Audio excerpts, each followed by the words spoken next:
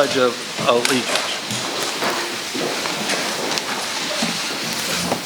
As we've all come off a rather trying week, some more trying than others, with the hurricane and all, I want to keep that in mind, the blessings that were bestowed upon us.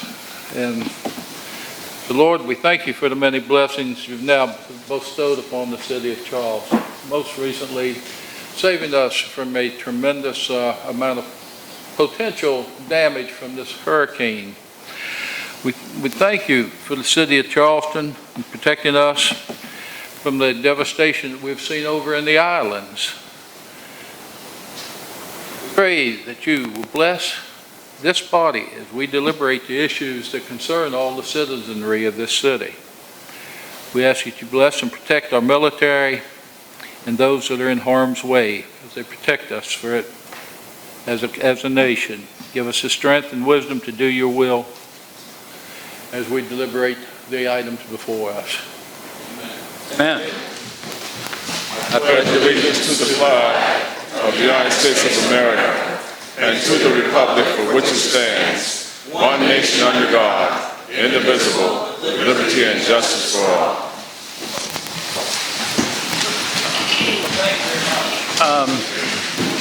And I think most of y'all have been here before, but just in case, I know I might sound repetitive to folks that come often, but in the event we would need to evacuate the building, these are our two exits out of this main room, and there is an exit to from the room on my right. In that event, do not use the elevator, but go down the two stairs to the first floor and then the single stairs out the front. So that's a very unlikely event, but just in case, I wanted everybody to be aware. First, I'd like to call to make a proclamation regarding Literacy Month. If Miss Eileen Chapeknik, and she's the executive director, I think y'all know, of the Trident Literacy Association, and is Dr. Christian Warrington Broxton with you? Please come forward. She's the site manager of their, are you at Shaw or you're at St. Julian Divine? We're at St. Julian Divine, but it's under repair, so we're temporarily relocated to Shaw. Temporarily at Shaw. Y'all please come forward. The importance of literacy in our community cannot be overstated, and through the programs that they administer, self-paced programs, study groups, one-on-one tutoring, the Trident Literacy Association is doing truly remarkable work to help members of our community overcome literacy challenges. So in honor of Literacy Month, I'd like to recognize them, and I have a proclamation here, I believe.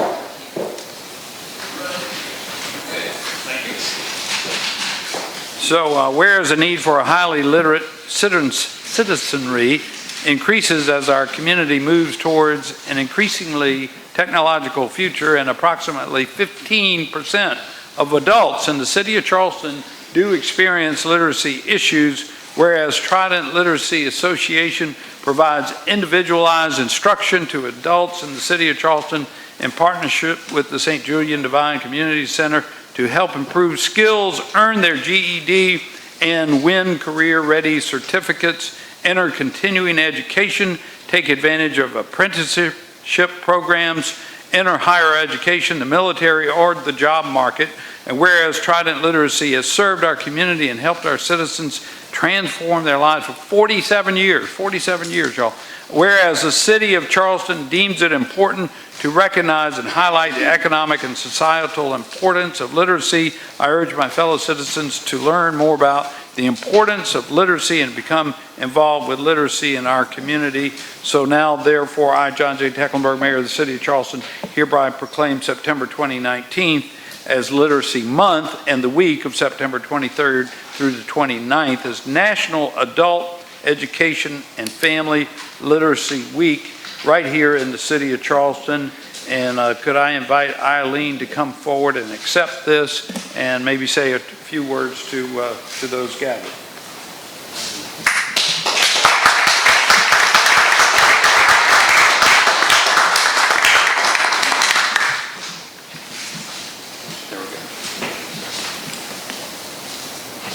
Thank you very much, Mr. Mayor and members of council and everyone here.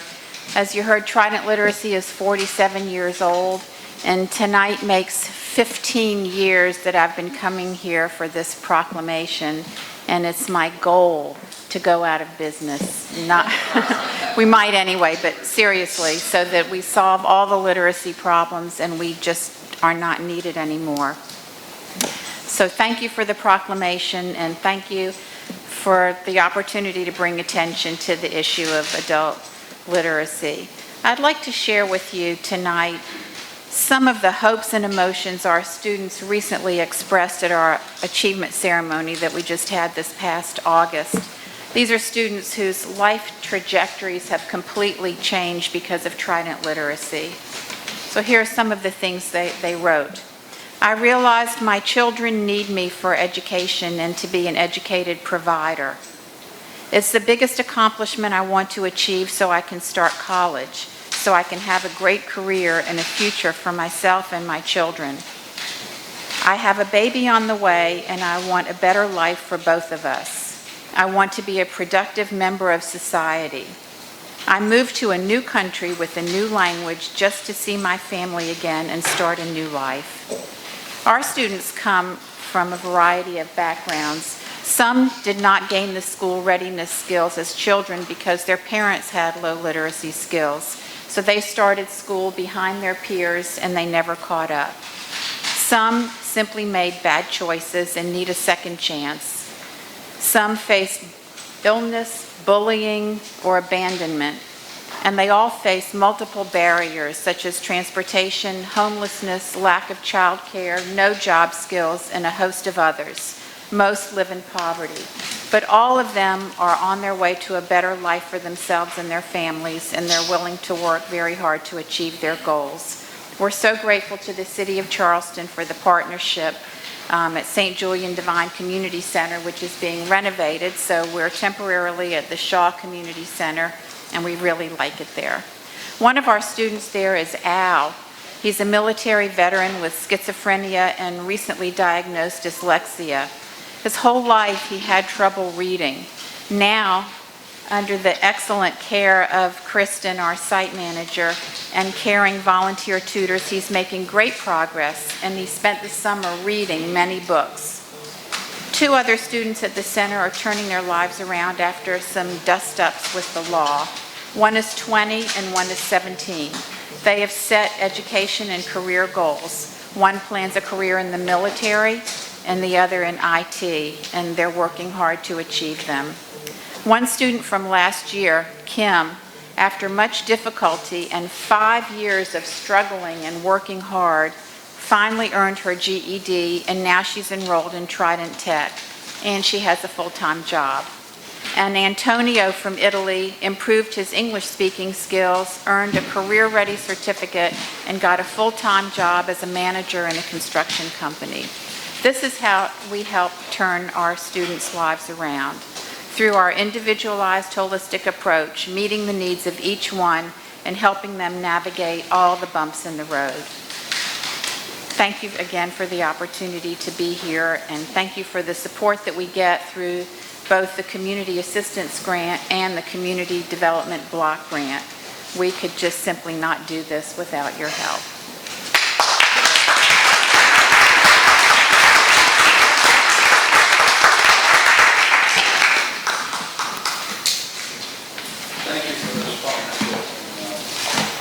So nice to have this program available on the east side of Charleston.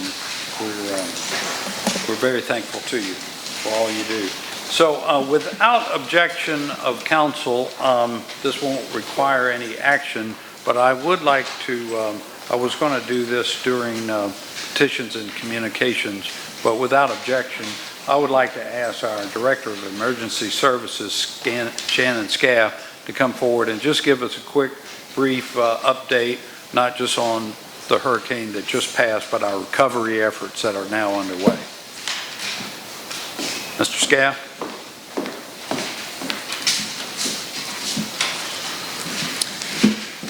Good evening, Mr. Mayor and members of City Council, ladies and gentlemen. Before I get into my comments regarding our own city's efforts leading up to and after the passage of Hurricane Dorian, I want to first recognize the people of the Bahamas who endured and continue to struggle with the direct impacts of this unimaginable disaster. I know I speak for every person on our team when I say our thoughts and our prayers remain with those who bore the full brunt of Dorian. It would be impossible for me to capture the full spectrum of coordination at every level in this city and do it the justice it deserves, as together we faced the real threat of a major hurricane last week, or the appreciation that I have for your leadership and the dedication of our entire team in this city. What I will say is that I'm honored for the opportunity to represent the tireless efforts of an incredible city staff that put the service to this community above self. On August 24th, a tropical wave developed and was labeled Tropical Depression 5. As the system traveled west, it defied numerous elements working against it, and on Sunday, September 1st, with winds reaching 185 miles per hour sustained and gusts to 220, Hurricane Dorian exploded into a catastrophic Category 5 hurricane, completely devastating the Bahamas. But days before this system became a hurricane, together with the leadership from our mayor and city council, as well as personnel from every department in this city, your City of Charleston Emergency Management staff initiated a sequence to increase our level of readiness. Significant outreach efforts began, and our public safety professionals initiated an aggressive outreach effort to message the public about the potential dangers of this event. Charleston Fire Department was able to reach over 700 addresses. Coordination occurred with the Housing Authority, and their staff provided messaging and door-to-door flyers to over 1,400 residents. While this effort continued, Public Service managed a robust sandbagging effort that resulted in the issuance of over 92,000 sandbags to our community. While the Emergency Management Office participated in conference calls with our partners in Charleston and Berkeley counties and the National Weather Service, they also initiated the systematic activation of our Municipal Emergency Operations Center and employed key logistics details that are critical to prolonged emergency operations. And while on the topic of logistics, let me say this. Just as every member of this response team was committed to the response and recovery from this event, every effort was made by our outstanding logistics team to make certain our folks were taken care of. Sticking to a well-vetted plan that kept our employees' well-being as a top priority, our logistics section worked tirelessly to address both feeding and lodging needs for the hundreds of city staff members working this crisis. For example, following the storm passage, logistics hosted an event where over 300 city employees broke from working the recovery to come together and share in a meal that was supported by our logistics team and the Salvation Army. In that day alone, we provided nearly 1,000 hot meals. The totality of all circumstances, including an uncertain forecast surrounding this dangerous storm, required increased readiness measures. A city state of emergency was established, and on Sunday, September 1st, with Hurricane Dorian still situated over the Bahamas, the City of Charleston increased its operational condition to OPCON 1. OPCON 1 is defined as a full alert. A disaster or emergency is imminent or occurring. The Emergency Operations Center is fully activated, and all emergency support personnel are activated or ready to deploy.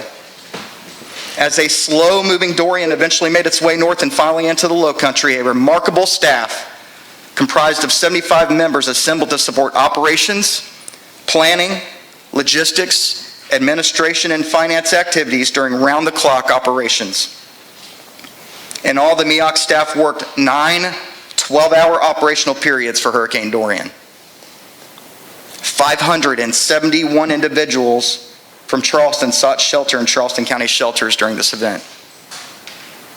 As the city staff remained sheltered in place at various locations throughout the city, our Operations Center worked to identify key response and recovery objectives.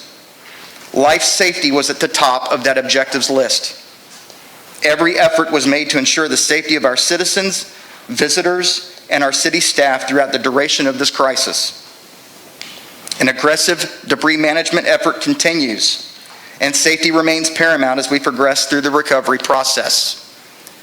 the city of Charleston experienced the last of heavy downpours and tropical storm force winds on the evening of Thursday, September 5th, and as soon as it was safe to do so, preliminary damage and primary and secondary road assessments began.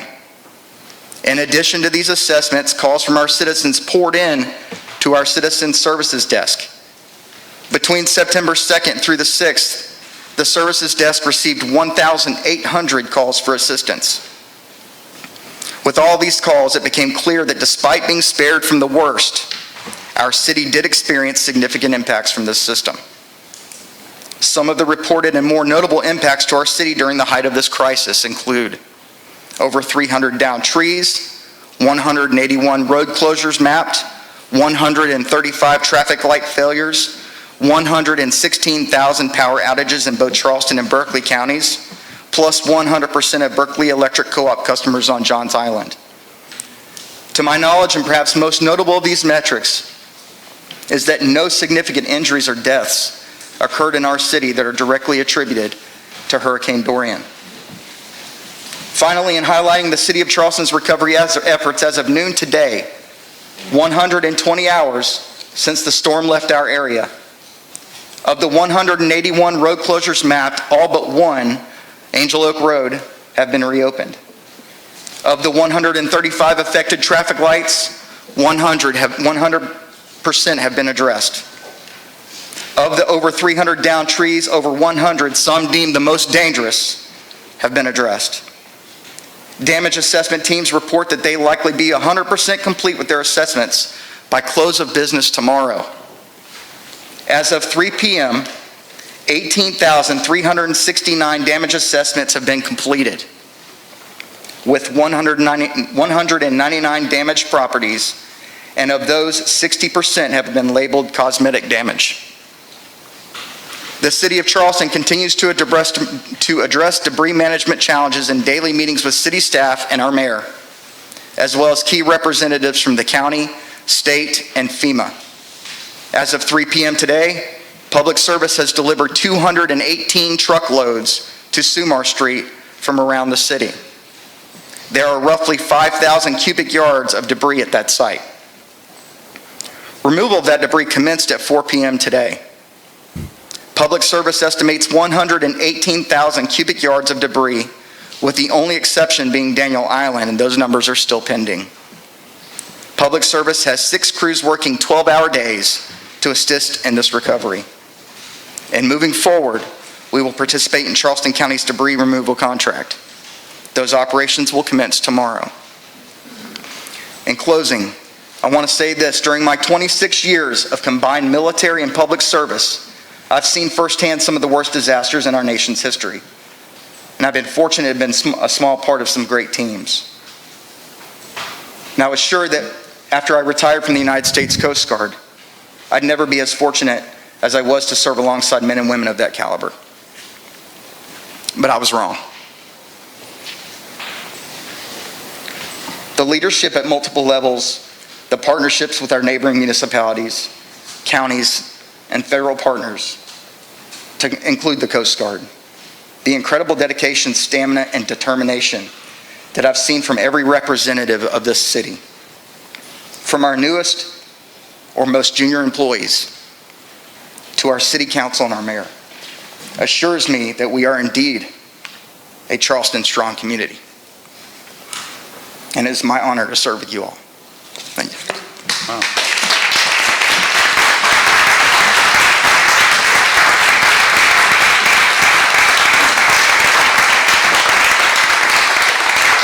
Thank you, Shannon. Thank you for that excellent report. And yes, Shannon and Councilmember Wagner, as you prayed, more than our thoughts and prayers are with our brothers and sisters down in the Bahamas. Yes, we dodged a bullet. It could have been so much worse here in Charleston.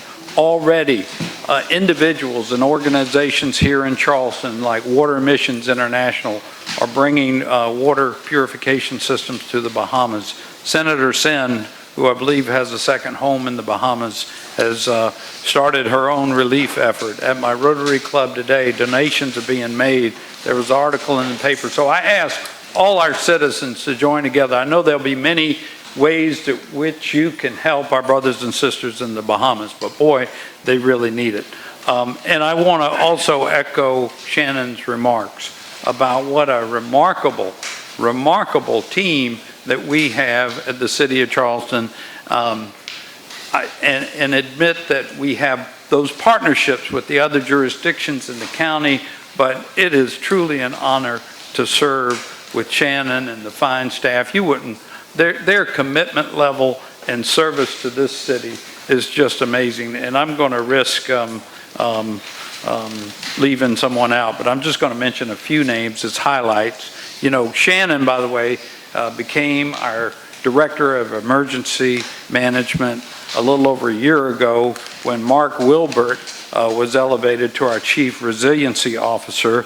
But Mark served as the daytime incident commander during the last week and did a terrific job, along with our longstanding assistant to the Emergency Operations Department, Daniel Flesses. I don't think Daniel is here today, but Daniel does that quiet, day-to-day, behind-the-scenes work of providing us the organization and the information to do what we just were able to pull off as a team. Robert Hout, this may sound funny, who's a computer guy, the GIS computer. Well, I got to tell y'all, the City of Charleston has the finest up-to-date reporting software for managing the situation. In fact, when I was supposed to be on Wolf Blitzer the other night, but I was dropped because Charleston wasn't hurt that well, I was looking forward to giving him this line.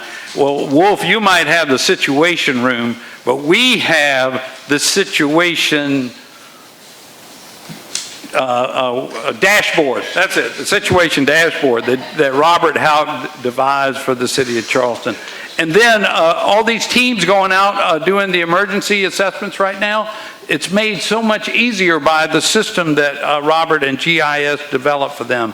Naomi Broughton, our operations chief during this period with the police department, and all our team from the Charleston Police and Fire was amazing. Jason Cruzen with the fire department was our nighttime incident commander representing the fire department, did an incredible job. And then employees just kind of recruited through the ranks, like Nancy Boyd, who works in our recreation department, became our liaison to the shelter operation that was going on in the county. She did a remarkable job. Mike Tito in my office helped lead this amazing logistics team that helped see that everyone was fed and berthed.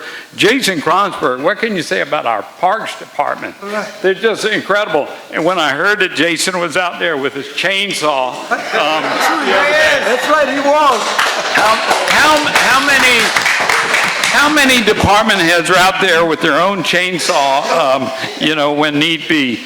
And here's an example of one of his employees, a guy named Luke Lamax, who's in one of our maintenance guys. We had a call from 2 different senior citizen centers that had lost their power, and they had generators, but for whatever reason they weren't operational.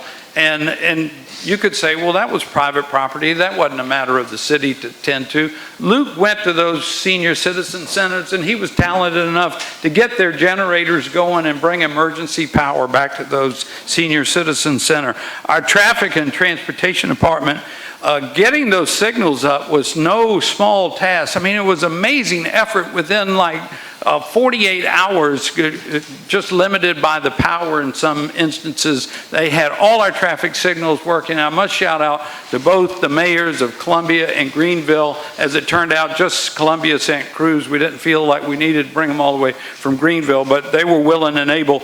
Mayor Steve Benjamin and Mayor Knox White, and we did get crews from Columbia, and they did a magnificent job supplementing our effort. Matt Fountain and our stormwater department and all the crews with stormwater, particularly on the preparation side, getting ready, they were amazing. And Tom O'Brien and Matt Allstop with our debris removal right now, managing the recovery is going on as we speak even. So the team Charleston was amazing. They're remarkable. I also want to thank the citizens of Charleston who stayed out of harm's way. Maybe you left town, maybe you evacuated, maybe you didn't, but if you stayed put, you knew to stay put and inside somewhere and not to put our first responders at risk, and then coming forward to help your neighbors since the storm passed, and now we also look to outreach and help our neighbors in the Bahamas. And finally, you don't think of this very often, particularly in these days where we accuse the media of being fake media and all this stuff. But the media in Charleston really did a fine job of keeping our citizens apprised of what was going on and all like that. So it was a remarkable effort, and I just want to add my own personal thanks, not just to those individuals. Those are just examples of the hundreds and hundreds of City of Charleston employees that did a remarkable job over the last week to 10 days. It was really, could I ask for another, any of you who were here that I mentioned or were involved in our recovery effort over the last week, would you please stand and be recognized?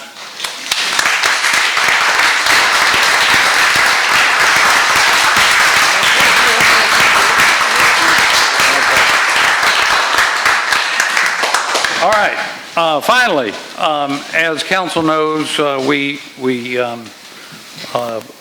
was able to issue an executive order declaring an emergency last week, and then council passed 3 other resolutions, emergency ordinances. This does not require council action, but without objection of council, I would like to submit this executive order, which rescinds the prior state of emergency, and also in effect causes the 3 ordinances to expire and make them no longer effective.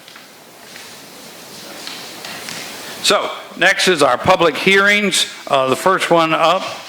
Yes, sir. Echo something that was been said, and I think that is something that we're not recognizing, that I was out there at these, I call them the sand pits, with the sandbags, and we've recognized so many of our members of our staff and city employees, but there's also the unsung heroes of our community. These were private citizens, these were churches who sent people out to the sandbag distribution points, who just worked together with one another, helping the elderly folks who could not lift these sandbags or fill these sandbags, got them to their cars. I was out there from Monday through Wednesday participating, but also witnessing what makes our community so special. And you talked about it a little bit, about what not only our staff, but our community, the people in this community coming together. There were several angels that I saw helping one another out there. And I just think we need to make sure that the record is very clear on that, how they came together to help their fellow neighbor. They did not know one another, they did not know these people, but they just picked up, rolled up their sleeves, grabbed the shovel, and helped out. And I think everybody in this room witnessed that from time to time when they were out those distribution centers. I just want to make sure that we recognize the ordinary, normal citizen in our community who wanted to help one another. And also, we got to give a shout out to Dominion Energy. After the hurricane, we were on the phone. I know I was on the phone with Tammy. She must have received at least 1,000 phone calls from different people around the community.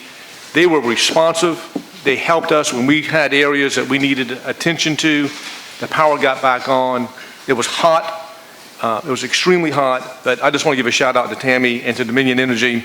Thank you for being responsive and working with the city on doing that. Tammy, thank you so much for all the work that you did along that line. Appreciate it. Tammy Coghill, would you still please stand and be recognized? Yeah.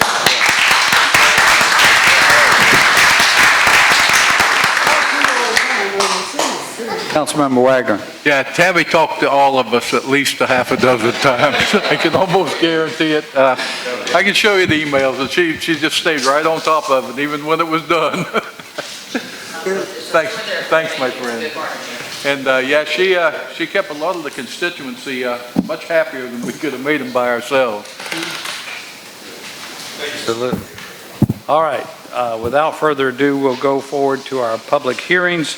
The first is an ordinance providing the issuance of $12.5 million accommodations tax revenue bonds for the city of Charleston and other matters. I don't know if there was a presentation planned on this. there's not much need for it other than to allow the public to know that these bonds are in support of the construction of the International African American Museum. So if anyone who would like to speak to this matter may come forward. We're going to limit folks to 2 minutes each. And please come forward, state your name and address, and please address this matter. Thank you, sir.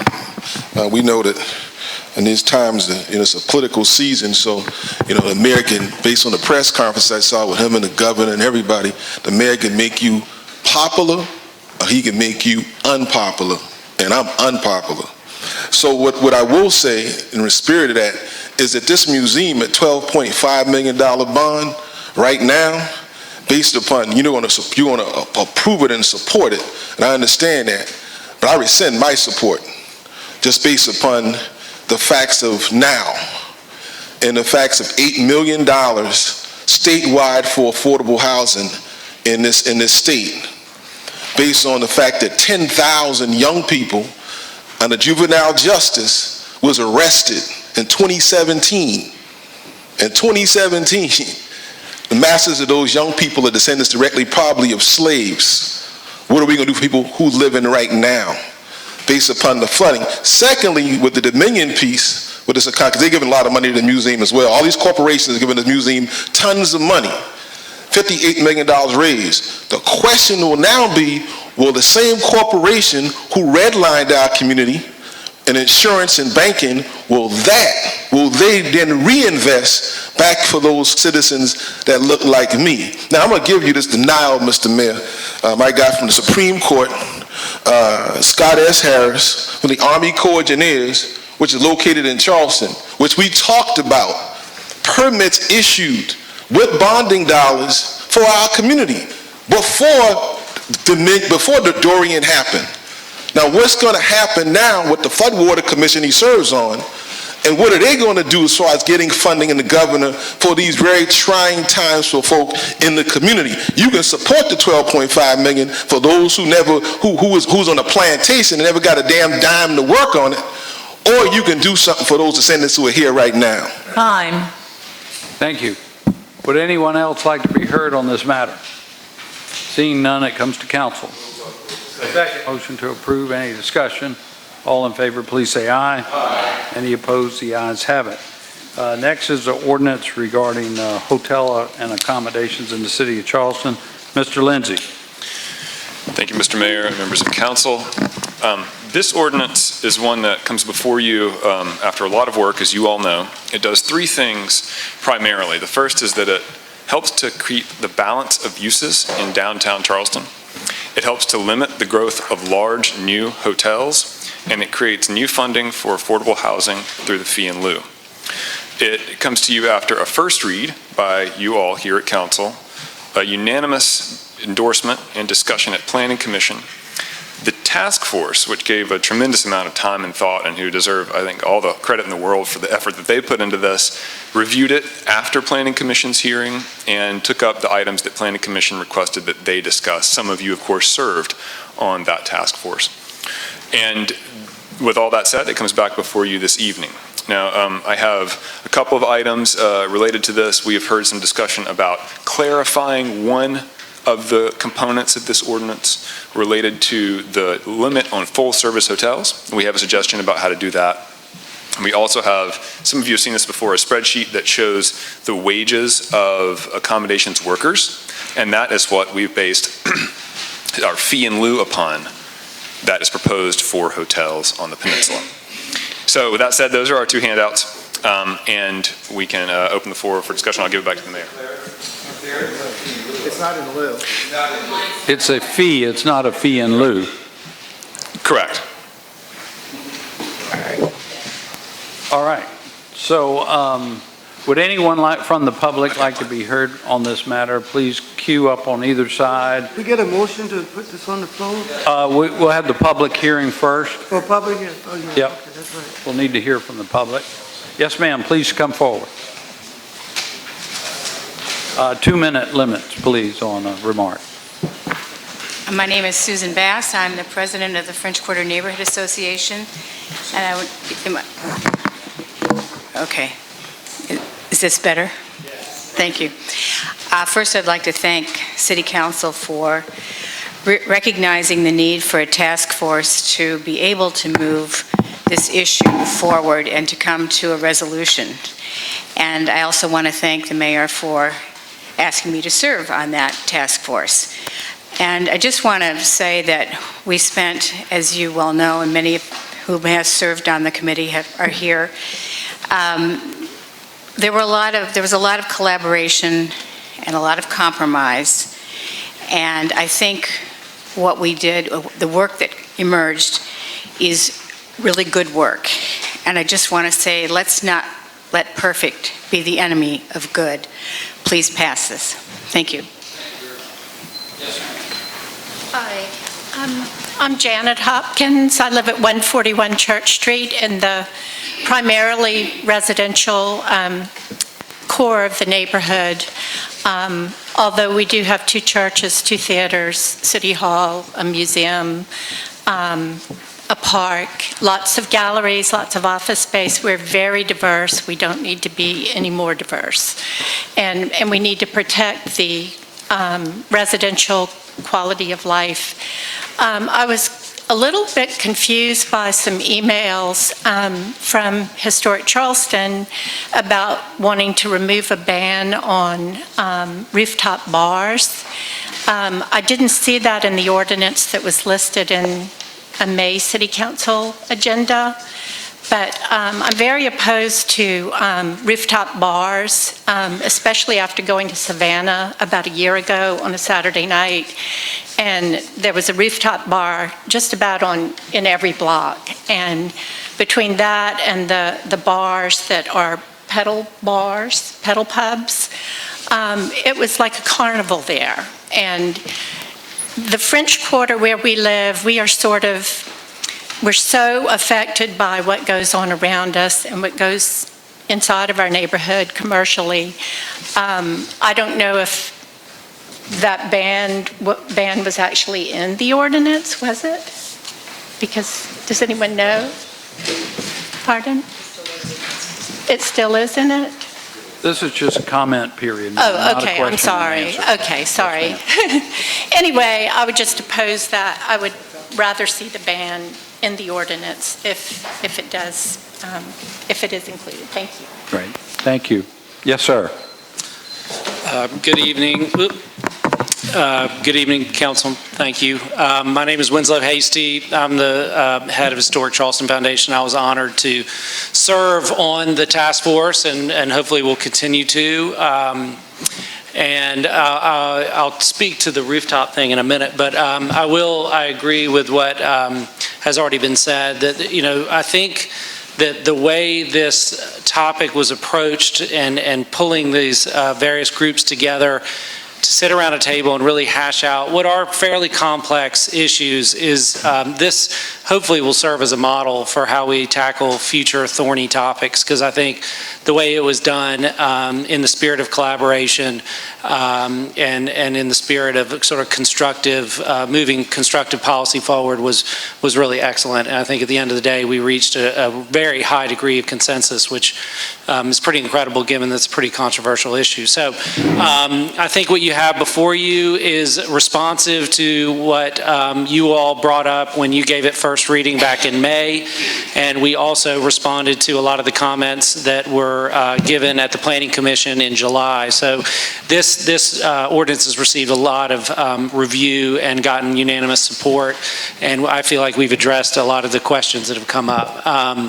As to the rooftop bar ban, that will come back, and Jacob can speak to this, but that will come back as a separate ordinance, and it'll apply to all uses, not just accommodations uses. So it'll apply to all commercial uses, which we think is actually more comprehensive and more appropriate for protecting the livability of our neighborhood. So we think that's a better approach, and we look forward to working with Mr. Lindsay and his staff under the auspices of this task force to take a look at that proposed ordinance. So thank you very much, and we really greatly urge your support for this, and look forward to seeing us move on. Thank you. Yes, ma'am. Good evening, everyone. My name is Deborah Anderson, and I'm fortunate to have a family that owns a small business in the city of Charleston, downtown. I'm honored to have served on the task force, and I'm grateful for that opportunity. I thank you, City Council, for looking at this and considering it. I am one who's an advocate for growth anywhere.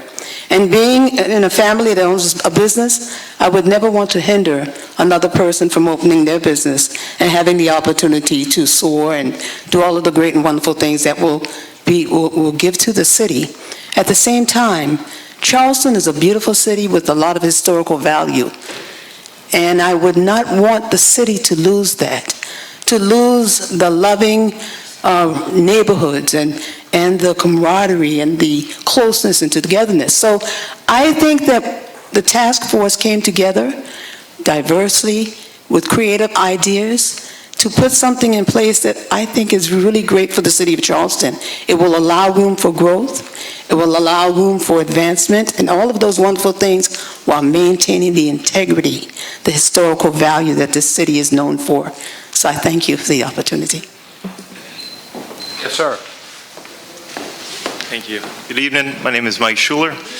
I'm a considerably vested property owner and stakeholder in the areas could be considered likely most affected by this ordinance. So I thought it may be good to speak with you directly. I've been in direct communication with the city and with the task force. I reflect that they were working well, and I think it is a great collaborative effort. Whereas I personally hope to remain generally supportive of this initiative as a neighbor and a business owner. I would also say that several particularly serious concerns remain to me. Those concerns specifically are parking requirements, as was discussed in the last task force meeting. We specifically discussed adding some language to incorporate the application of mechanical parking and other efficient solutions that would take cars out of the neighborhoods. I think that's smart and that's the right thing to do. Everybody agreed. I did not see it in the latest posted documents online. Communicated that as well. Secondly, I do think it's important for the council to consider how this ordinance is interpreted and addressed as it relates to PUDs and development agreements. I think there's a lot of specificity in those types of constructs that are not easily dealt with in these types of processes. I offered two very simple, specific solutions via email to the city and some of the councilmen that were on this task force. And those specific solutions are to specifically allow for mechanical parking solutions and excluding PUDs from the ordinance. Thank you. Thank you, sir. Yes, sir. What the Planning Enabling Act did not do in 1999 was it did not factor in values in zoning. Zonings don't have any value to it. In terms of, you can't, in a board of zoning appeals, you can't consider financial hardship in terms of zoning. Zoning is really, in my opinion, in Charleston, some vacuous exercise in ripping people off, in my opinion. So you look at the 1970 census tracts, I'm going back to that, and the UDAG funding, and all the census data that was done back then for Charleston Place, and as you go to 1980 and 1990 and 2010 and 2020, there was no fees whatsoever associated with growth at all in terms of offsetting affordable housing. UDAG dollars and those dollars are supposed to be used to create that. To create for the folks who existed in the neighborhoods then, for them to benefit directly. Mr. Gregory is a former HUD director, he would know that. So the problem with this exercise, with over almost $1 billion of affordable housing needs in the state, is the fact that this does not even factor in housing costs and values. Thank you, sir. Yes, sir. Good evening, Christopher King with the Preservation Society. I want to thank the mayor and really thank council for putting this task force in motion, getting us to this point. We've been working on this and talking about this for a long time, and I think engaging the stakeholders was very effective. And we went out with a great unanimous support of this board, and we took that to the Planning Commission and amazingly received the unanimous support of the Planning Commission. And I will also say that there was no opposition at that meeting expressed on this ordinance.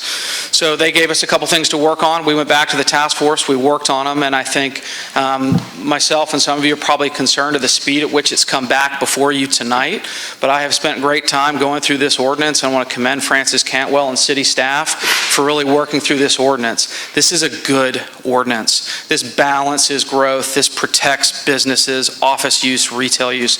This does what we need it to do. This is a good ordinance, and I think it's going to better allow us to measure the negative impacts and the positive benefits of new hotels moving forward. So I encourage you to focus on the words in the ordinance. Let's look at what's before you, and I ask that Charleston needs this. Let's please get this done tonight, and I thank you for your consideration. Thank you kindly. Yes, sir.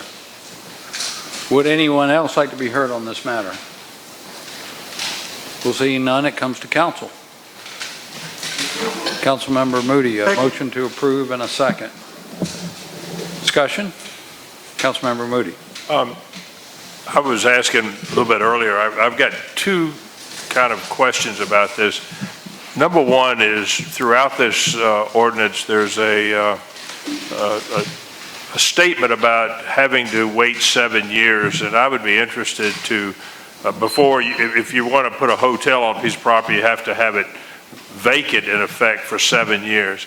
I was wondering what the rationale for that 7 years, and would it not, I mean, it just seems kind of arbitrary that you say 7 years it's got to be vacant or not used as something, so you're in effect creating an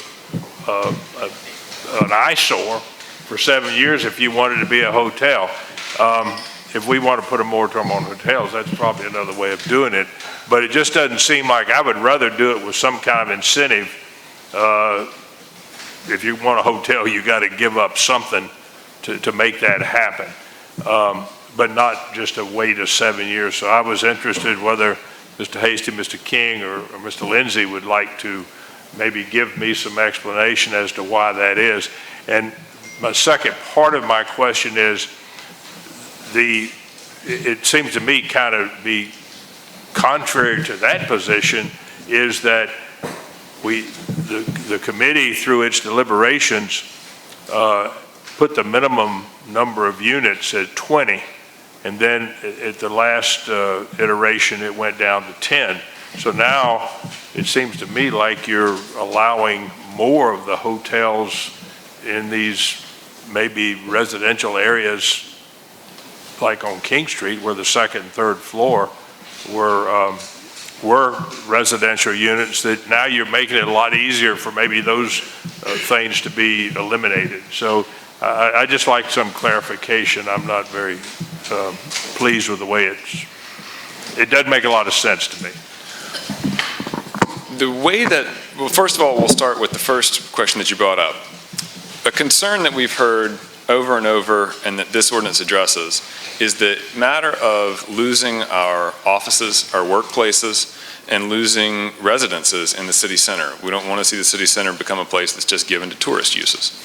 And in order to do that, our rationale is that there needs to be some limit on the displacement of offices or residences. Now, to give you an example, let's say I'm a developer, I've come to town, I want to build a hotel, and I want to do it on a site that currently has an office on it. Well, I could buy the building, nuke the lease, kick out the office, and leave the office closed for a day. And then come back tomorrow and apply to become a hotel, and I can say, there's no office in my building. So there has to be some time in the past into which we can say, look, if there's been an office in your building for the past year, or the past 3 years, or the past 5 years, or the past 7 years, you can't turn it into a hotel. Otherwise, you could have someone coming in, buying a building, getting rid of whatever the use is, and then coming in the next day and turning it into a hotel, which is a problem. So that's why the time has been stated in the ordinance. 7 years is a position after a lot of discussion that everybody agreed was a strong, long-reaching period. I think there was discussion, though, and folks talked about maybe it should be 5 years or it should be less. So there was discussion about that matter. But that's why it exists, is to prevent people from flipping over a use and turning it into a hotel the next day. Now, Let me just respond to that, because it seems to me like that through these ordinances, the city is picking winners and losers. So maybe we do need more hotel. I don't know if that would be the case, but it gets into a situation, and I guess we could come back and change the law if we wanted to kick that phase out. But I was just curious, why 7 years? Why not 3 years? Why not 2 years? That's a matter that was discussed at some length. What is the period of time? 7 years was one that everybody sort of came to because it's a long period. It's a strong period of time, and it really says if you want to build a hotel, you need to buy a piece of property that's already vacant or that doesn't displace a productive use that we want in our downtown. That's what it really does. And I think that if council was minded to make it a shorter period of time or to change that provision, that wouldn't be too far afield from the many discussions that have been had so far. I know that there were discussions about making it less so time. If the building burned down, then that would, that you still could build on it for, you'd have to leave the burned out place there, restore it to where it was, or whatever, something like, I mean, that's why you get into these arbitrary things like that. That is a slightly separate matter in terms of destruction that happens to a building. I would look to our legal counsel to clarify, to give the answer to that. But this is one of those things that's a separate matter that has to do with the vesting of rights in the case of an emergency when something like that happens. And there is a period of time in which the existing property rights stay in place. If an owner of a damaged building doesn't act on that, then they lose their rights. But if you want more clarification on that, I'd have to look to Francis. So then there was a question about the 20 rooms set down to 10. So first of all, let's say on King Street, for example, the example that you used, if a residence or an office was in that building, the displacement rule applies. So regardless of the number of units that an owner is asking for, if it's 10 or 20 or whatever, they could not displace an office or a residence if it had been in the building before, up to a period of 7 years. So just across the board, that applies in general. That number was also discussed at some length. The short-term rental task force, not the hotel task force, but go back 2 years in time, short-term rental task force looked at that issue at length. And they recommended 9 units as the minimum. And the reason is that they didn't want to see the productive upper floors of buildings. Many of the buildings in downtown have small offices, law offices, various kinds of services that happen on second floors. And we felt it was important back then to preserve those kinds of uses so that the city center doesn't become to be given over entirely to just tourist functions. And they settled on 9 as the number. It went back and forth during deliberations from 20 on the upper end, and then 10 was the one that was settled on again as the compromise number. Now, if you think about historic buildings on King Street, if you look at the few on Market Street, East Bay Street, Upper King and Meeting that could be turned into accommodations uses, you could probably get 3, 4, 5, 6, maybe 8 into some of those. You could probably maybe get 10 or 12 into some of those.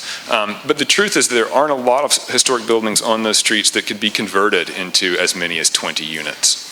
So I think it would be unusual that we would see those historic buildings to turn into 20-unit hotels for the most part. So a lot of discussion about that. Long story short, 10 was the compromise position after a lot of deliberation back and forth. And the short-term rental would not be considered residential.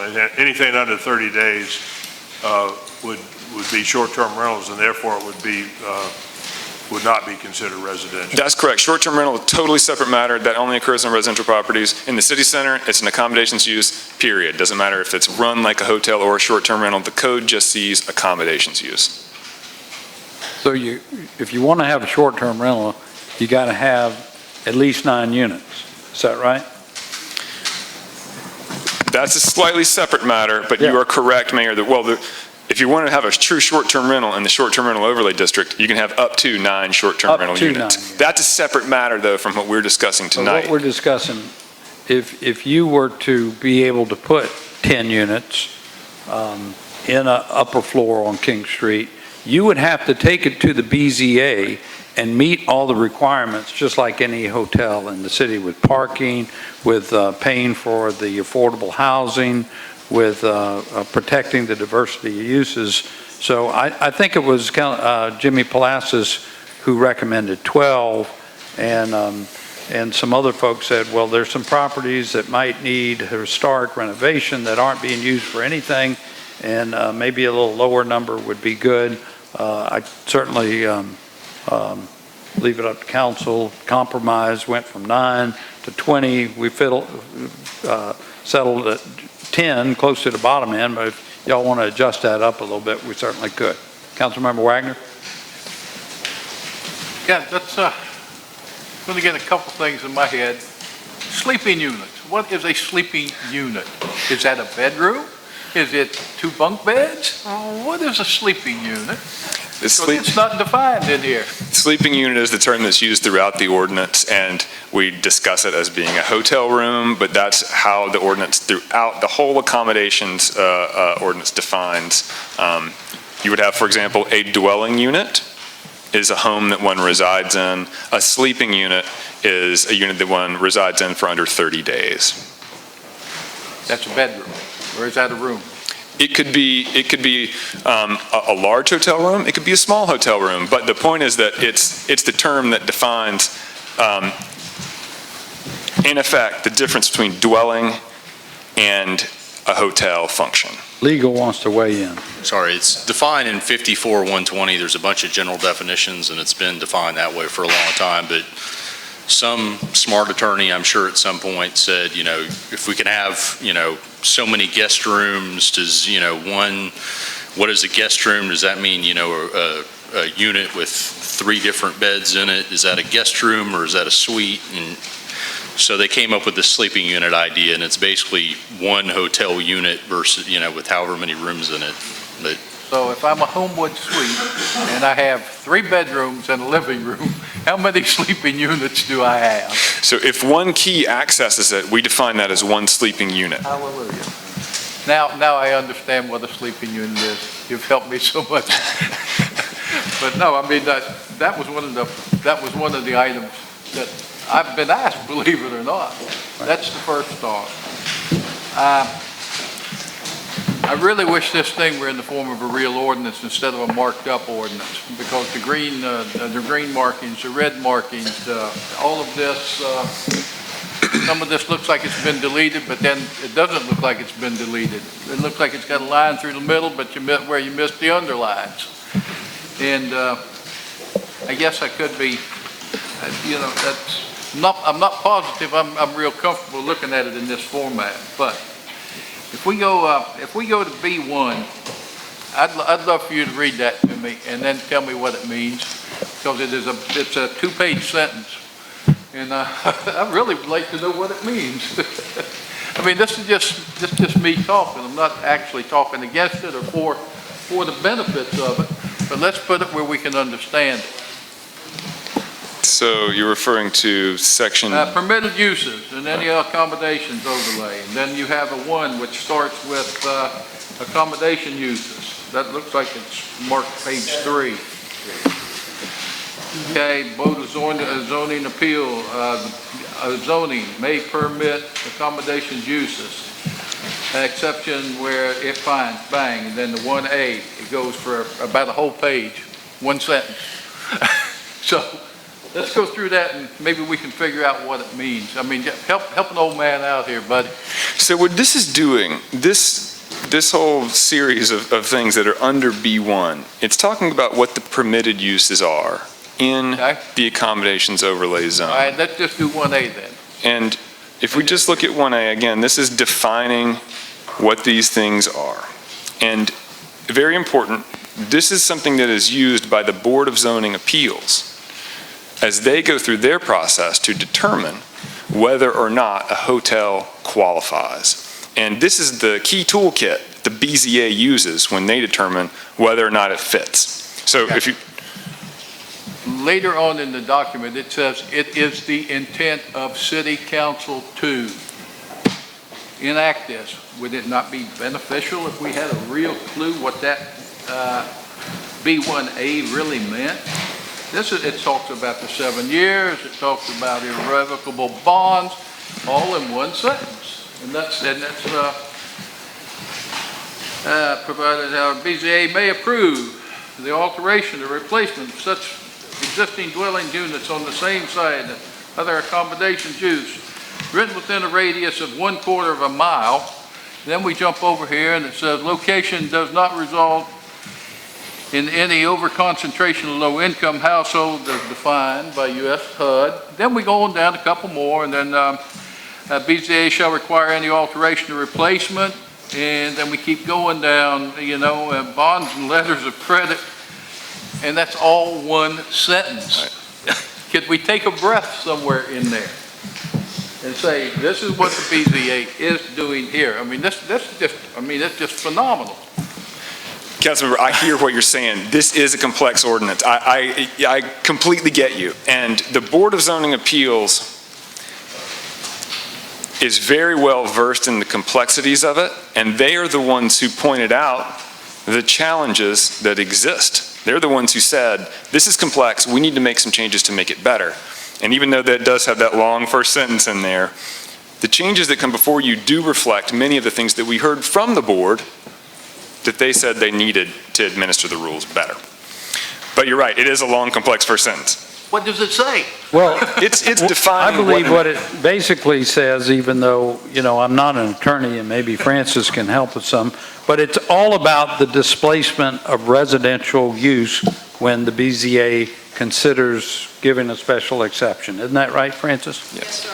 Councilmember Wagner, I'll take the rap for the long sentence. I knew you were here somewhere. As you'll notice, it has a series of semicolons, so you take the break. That's where you take your breath. But what the subsection A is saying is that if you have had residential units in use within the past 7 years, you have to replace them on site, or if you can replace them off site, it has to be within 1/4 of a mile.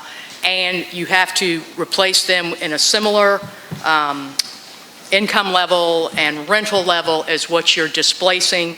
And if you don't have them done by the time you want to occupy your hotel, you got to post a bond. That's what it says. Okay, well, you're up. You might as well tell me this, if you will, Francis. I'd appreciate it.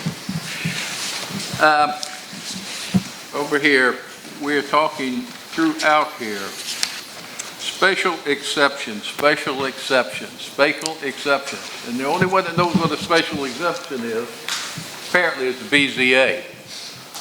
So, since it's the intent of council for the BZA to follow this, maybe we ought to have an example of what the special exemptions are. Or do we just, how's it going to work? A special exception is a term of art that comes straight out of zoning jurisprudence and the State Enabling Act. You either have a use as a matter of right, a use that has conditions attached to it, which is usually done at a staff level. If you meet the conditions, you check the boxes, you get your conditional use. And then there's the special exception, which is a little more heightened review. Only the Board of Zoning Appeals can review and grant or deny special exceptions. And what this ordinance does, we got plenty of special exceptions throughout our zoning ordinance, and the hotel has always been a use granted by special exception, at least for the last 20 plus years. And so what the A, B, C, D subsections that you're reading are the criteria that the board has to find that the application meets in order to award the special exception.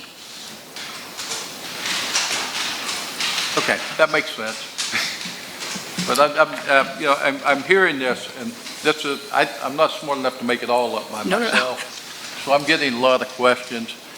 I had one hotelier gentleman mention the fact that you're trying to put us out of business with our own ordinance. Somewhere in here it says we can have 8, what's that you called it here, the super hotels? Full service. Full service hotels and that, and it's now defined, you just passed it out to us. Okay, it's my understanding, it says we can have up to 8. And this now says we can only add 4. On the peninsula. On the peninsula. That's the Okay. restriction is just on. So if we have 3 and we're going to add 4, I think we're counting 4 already. counting 4? And we're- Well, he believed there was 4 already, or 3 already. We're counting 4 already, 2 existing, 2 under construction or plan, and so there'd be the ability for 4 I'm just more. trying to make sure that what we're doing here, we're not going to have to redo. That's all I'm doing. I'm not against anything in here, what you're intending to do. Did have some questions about the 10 units. We have, and this particular hotel person mentioned the fact that, okay, I have a hotel, and you're killing me because the short-term rentals, they're renting at $50 or $60 a day, and I can't even pay my staff for that, okay? He said, now you're coming in here and you're going to put up and down King Street, anywhere you can find a spot, another 10 units in every vacant building that you can get your hands on. What's that going to do to me? And I could not answer that question, okay, very specifically. And he thinks it's something that's basically there to help protect him and make sure he stays in business. That, these hotels cost these guys a bunch of money. And are we shooting them? Are we running them off? Or are we going to price him out of business? Because we're being, we're trying to protect a specific area, the overlay, but are we killing the people that are already there? That's my question, and that was his question to me, and that's a question I did not have an answer to. So, help me out here. Well, I mean, I'm not the most qualified person to answer it, but I think what this ordinance does is I think it strengthens the existing businesses, and if you want to have a hotel, because of the impact that it has on various levels in the city, you have to meet a more stringent criteria.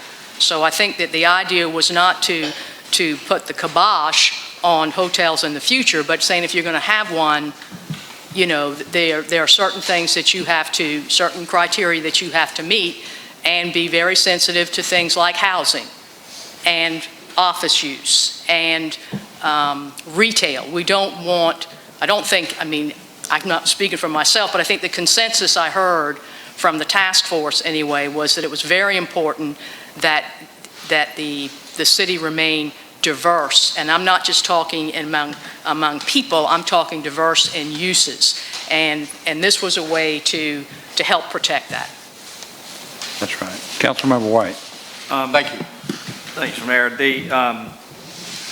I was on the task force, and there was a lot of work done. I think we're, very, very close on this. There were 2 items in particular that came out of the discussions in the task force and didn't actually end up in the ordinance as it's currently drafted. And I think we need to just add those in. I don't think that it's any heavy lifting, but there are 2 components. One was specific to the number of full-service hotels, and it was discussed that the number of full-service hotels doesn't apply specifically to PUDs, because there are 2 PUDs downtown or development agreements that would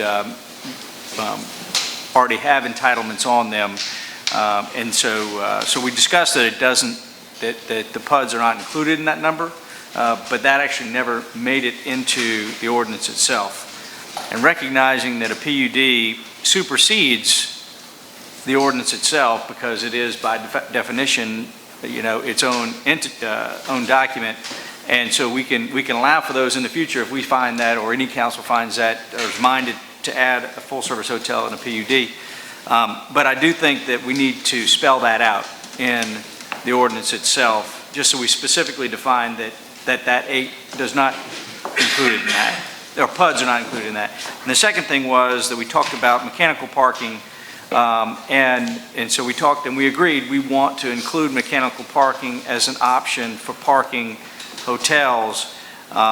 But it didn't end up in the ordinance. And so again, there was some discussion that it speaks specifically to mechanical parking in other parts of the zoning code, but I do think, again, simply adding the language in so that it clarifies that it is the intent of this body to allow mechanical parking within hotels, I think just sort of adds the clarity.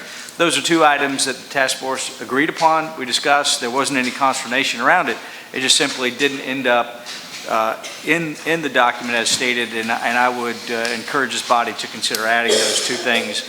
It should be fairly simple, language to add. Francis, I don't know if you want to add something to that. If I could just address that, I mean, it does not hurt at all to recognize the PUDs. Most PUDs say you can have, depends on what they say. Like as you just noted, it's its own zoning category. And the PUD that I'm aware of, at least downtown, where a hotel use is allowed, is Magnolia. And they're double bootstrapped because their PUD says we will have a hotel, and they're governed by the rules that are in effect at the time the PUD is passed. So that exempts them from this. And then secondly, if not more importantly, Magnolia has a development agreement, which is a totally separate animal, but it's essentially a contract that says we can't change your zoning unless it's some emergency or natural disaster or something like that. But if you wanted to say that it doesn't apply to PUDs, I don't think it does any harm. But I didn't know if I didn't think it was absolutely necessary, but I'm glad to add it. And the same with the mechanical parking. Is that those stacking things? Yeah. And that's something that more and more is going to be prevalent, and obviously we want to allow for as much parking as we can in the city of Charleston, but we all know we've got very small amounts of space to operate within. And so again, I just think that those two items in my mind, although maybe it just, I think, clarifies it so that there's no confusion as we move forward, and there's no confusion of future councils to understand our intent specific to those issues. So. And you're absolutely right that somebody can come in here 5 years from now and ask for a PUD with a hotel that has different criteria than this ordinance, and it would be up to council to decide yes or no at that point. So I think it would just be, I think it would be beneficial. Can I entertain an amendment to the motion to include those two items just discussed? And is that acceptable to the maker of the motion? I made the motion, so it is. It is. All right, great, thank you. All right. Councilmember Griffin. I just want to take a moment to thank the ladies and gentlemen that served on this committee. This ordinance has seen many forms over the last 4 years.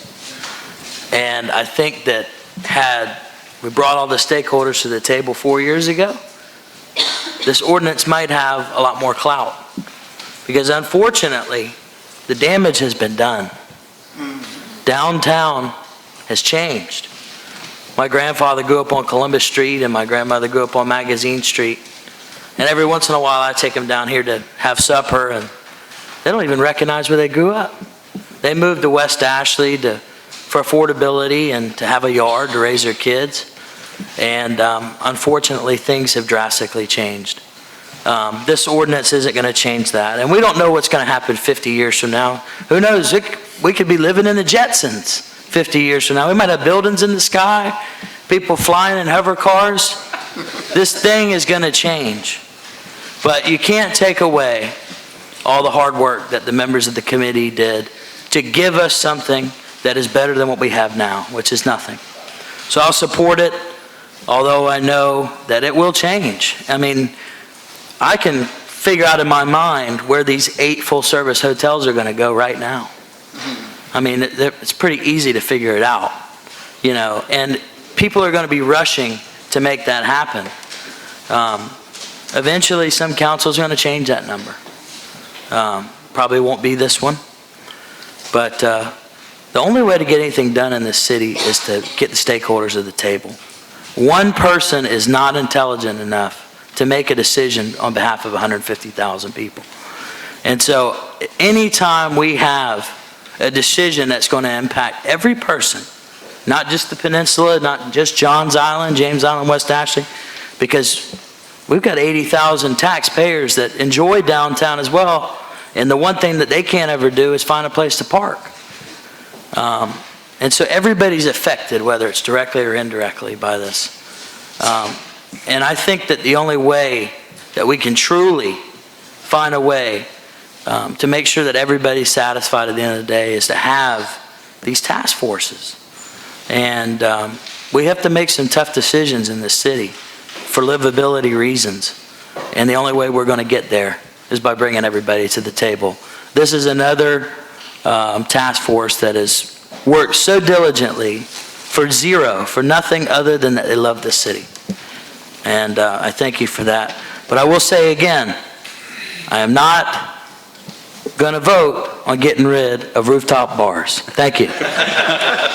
Thank you, Councilmember Griffin, and follow up to that.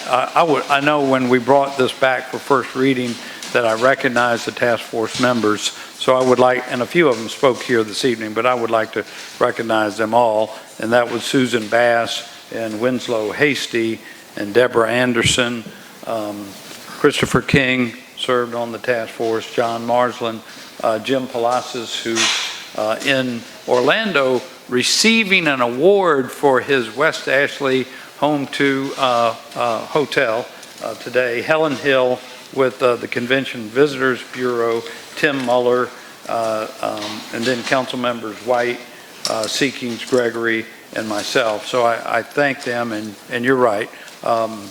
At the end of the day, this is a much better project, a product, I should say, as a result of this collaboration. I certainly acknowledge that. So, Councilmember Lewis. Yes, Mr. Mayor, I certainly will support this also. I voted against the short-term rental, and after that is passed, we made a lot of amendments to that. Still some more work to do. So I'm sure there's going to be some amendments in the future could be made to this, but this task force has put their hearts and their minds into this, and I think we need to go ahead and support this, vote on this, so we can have a little better quality of life within the city for building all these different hotels and stuff. Absolutely. I will support this tonight. Now, before we come to a vote, Mr. Lindsay, could I ask you again to, we did not officially include this amendment yet. I guess we could. Could you explain to us what you passed out, and maybe Francis, if you want to weigh in on this as well? Yes, sir. What this does is actually don't have it in front of me right now. What this does, Mayor, is it just spells out, first of all, that there will be 4 more full-service hotels on the peninsula, and it just goes into specifics, and it says that in order to do that, any hotel on the peninsula having more than 150 units must be a full-service hotel, and in no event shall any hotel on the peninsula have more than 250. So this has the effect of capping the room limit at 250. Now, today, there are a number of areas on the peninsula, including in the full-service zone, colloquially referred to as the Bennett Box, or even anywhere north of the Septima Clark Parkway where there is no room limit. There just is no room limit, it doesn't exist. So this caps that on the whole peninsula, and then it says, furthermore, there shall only be 4 more full-service hotels as defined. This wasn't total, it was implied by our work in the task force, but it wasn't clearly defined, and that's what this does. Just so that we have the record, so I'm sorry, just so that the record is clear, the amendment that's on your desk would amend section 54-220BI by adding the language. It says, any hotel on the peninsula having in excess of 150 sleeping units must be a full-service hotel, as herein defined, which is defined in that subsection, and in no event shall any hotel on the peninsula have more than 250 units. That's Amendment 1. I just did a little bit of quick notation. The amendment regarding mechanical parking, that shows up on page 11 under subsection 11, and I would suggest that the amendment would say, subsection 11 would now say, the demonstrated provision of off-street parking at the rate of 2 spaces that meet the design requirements of section 54-318 for each 3 sleeping units. Councilmember Wagner, semicolon, provided, however, the utilization of mechanical parking meeting this ratio shall be allowed. Mechanical or other approved parking. Mechanical or other approved That's parking. fine. That's mechanical or, just That's so what that we we know talked about that's at the what task we're... force, because there's some other methods that, especially in the underground parking, that will work. And then Amendment 3 would be on subsection E, on the last page of the ordinance, where we would add a section. This is where we say that this ordinance only applies to special exceptions granted after first reading, essentially. And I would suggest in Councilmember White's amendment that we would say the provisions of this section 54-220 shall not apply to planned unit developments that incorporate accommodations uses approved as of May 28, 2019, which was the first reading of the ordinance. Councilmember question. Mitchell.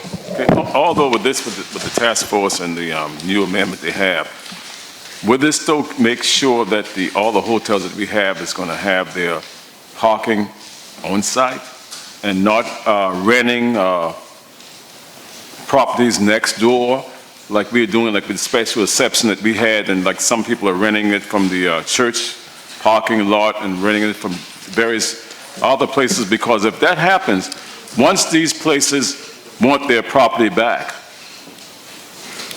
then the cars are going to be on the streets. Then we're going to still have a problem. And that's why when it comes to special exception, they want to rent places. I'm not going to support that anymore, because that's what happened back in the days when we was just giving people special exception. They can rent spaces down the street, they can rent it to someone else, and those people come back and say, no, look, we are selling our building now, so now you don't have any place to park anymore. So everybody's in the community, parking in the community. Then the community come and jump on the council members and say, look, we got all these cars parking in our community, taking our parking spaces. So this is when I'm worrying about that part of it. But I think we discussed this at the task force, but right now, it just talks about off-street parking. It doesn't require on-site off-street parking. And I think there was a reason for it, but I can't remember what it was. Well, as it's written right now, Councilmember, it says the long-term provision of on or off-site parking. And that refers to, this applies throughout the city, anybody who's got off-site parking has to prevent a valid 10-year lease for their parking. So that expires after 10 years. That's what I'm saying. And that exists throughout the ordinance for everybody, offices, hotels, restaurants, you name it. So if that's something that's a specific concern in this case, maybe we could entertain some kind of amendment to place that parking specifically on site. With that said, I know that hotels want their parking to be on their site. They don't like it to be remotely managed if possible. But that's the only problem I had with that parking situation, because I see a lot of businesses that we have as restaurants doing the same thing, and they're having parking off-site, because this is causing a problem in a lot of communities, even where I live now. And they're parking all up and down King Street because you have so many restaurants that's moving there, but they don't have any parking, so they're renting parking spaces, from other entities. And a lot of these entities now came to me and they're getting ready to sell. So now I said, what's going to happen to all these cars here? One of the other things, Councilmember, that I might just mention is that we recently did some work related to this for restaurants. Mm-hmm. And we limited the growth of off-site parking for restaurants adjacent to residential properties. And that was a really good thing. I think that really helped. And we could look at as a separate effort for doing that same thing related to hotel use. It's just basically saying, if you're a hotel, you can't get a parking lot right next to a residential property. I think that worked really well in the case of restaurants. So that's something else that we could look at separately if you like. All right. Could I entertain a motion to add the 3 amendments now that have been stated?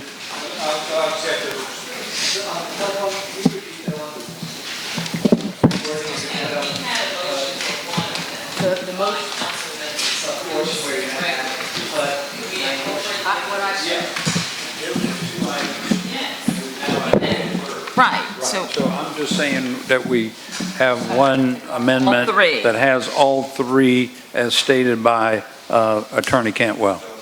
Okay. So- You're on it. But we want a restatement of the third one. Very quickly, a sentence would be added to the last provision, subsection E, that would say the provisions of this section 54-220, which is the accommodations use, shall not apply to planned unit developments that incorporate accommodations uses, or you could say allow accommodations uses, approved as of May 28, 2019. And so what this would do is all the existing PUDs are safe. Future PUDs, it's up to you to decide whether you would want them to have a hotel or not. Okay. Is that acceptable? Yeah, I mean, that's going to be an issue that we're going to have to take up, because one of the things we talked about in the task force was the language that's in here, only 4 more full-service hotels shall be allowed on the peninsula. One of the things we talked about was in the existing accommodations overlay, because we were thinking about future growth and development on the peninsula, in particular the east side and the Ports Authority property, that side of the peninsula. And that's going to be a challenge, because we know there's 30 acres over there, there's going to be an accommodations use. So there are parts of the peninsula that are still going to be ripe for conversation and appropriate for some form of development. So just to make sure we know that PUDs are what's going to drive the ship going forward on this thing. So I did want to ask the maker of the motion whether the new amendment is acceptable. It is. Yes. Councilmember Waring. Thank you, Mr. Mayor. I want to commend you. I want to commend the task force, because we've come a long way on this one. Yes, sir. You know, the first time we got this put in front of us, Mr. Morgan passed it out, and the Xerox paper was warm. I'm not making that up. I am not making that up. The ordinance had been copied, and he came around, passed it on our desk. So we've come a long way from that, okay? And I appreciate the talent that was around the task force. Historic Charleston, Preservation Society, others. And I appreciate this council in that I came in here with about 4 bullet points that I thought was unfair for us to vote on tonight unless they were considered. And I didn't speak to any of my colleagues on council. One was the parking. We already have hotels on the peninsula that use stacked parking. So that certainly seems right. We got an amendment to that. The PUD portion, obviously, we got that clarified. But one of them that I just think is just too long, I'd like to offer another amendment. 7 years is just too long. When a storm comes through and knocks a building down or knock you out of business, you have 3 years, as I understand it, you're grandfathered under that zoning to put it back. But given our approval process, if you had to go through the BAR, after a disaster type situation, you're not going to be able to get that rascal back up probably, designed, approved, all of that in a 3-year period. The 7-year portion, I think, is just too long. That's almost 2 presidential terms. That is a long time. Depending on who's president. Well, I'll speak in favor that this has been a long term, brother.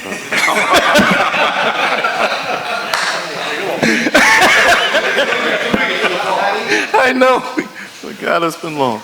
But anyway, I like to propose, I thought a presidential term. I'd like to get some input from Mr. Hasty and Mr. King and Mrs.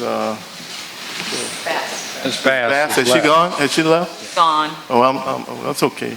I'd like to know some of the thinking on that, because I just think it's too long. I'd like to propose an amendment to go to 5 years and not 7 years. Mr. Hasty, would you like to address that? You've been asked to, and Mr. King. Well, thank you, Winslow Hasty.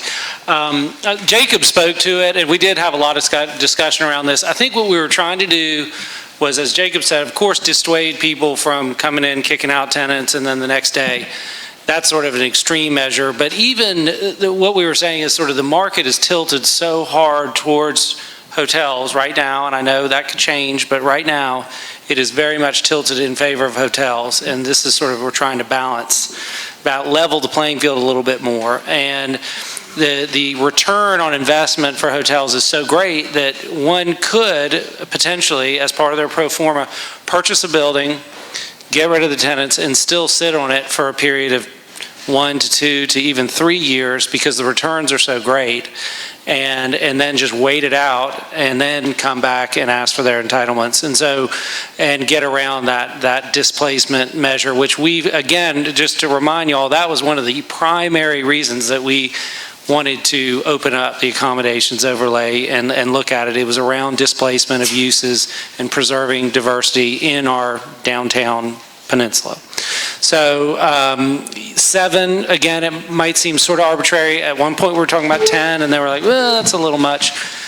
So we brought it back down to 7. It's not a magic number, but I think what we really wanted to do was dissuade people from just buying property and sitting on it and having it sit there vacant. I thank you for that, and I agree with you on the diversity standpoint. Mr. King, is your explanation right about the same? I mean, unless you have a lot of differences. It is. The only thing I would add is there was a bit of market data that sort of pushed this, with particular from the industry folks involved on the task force.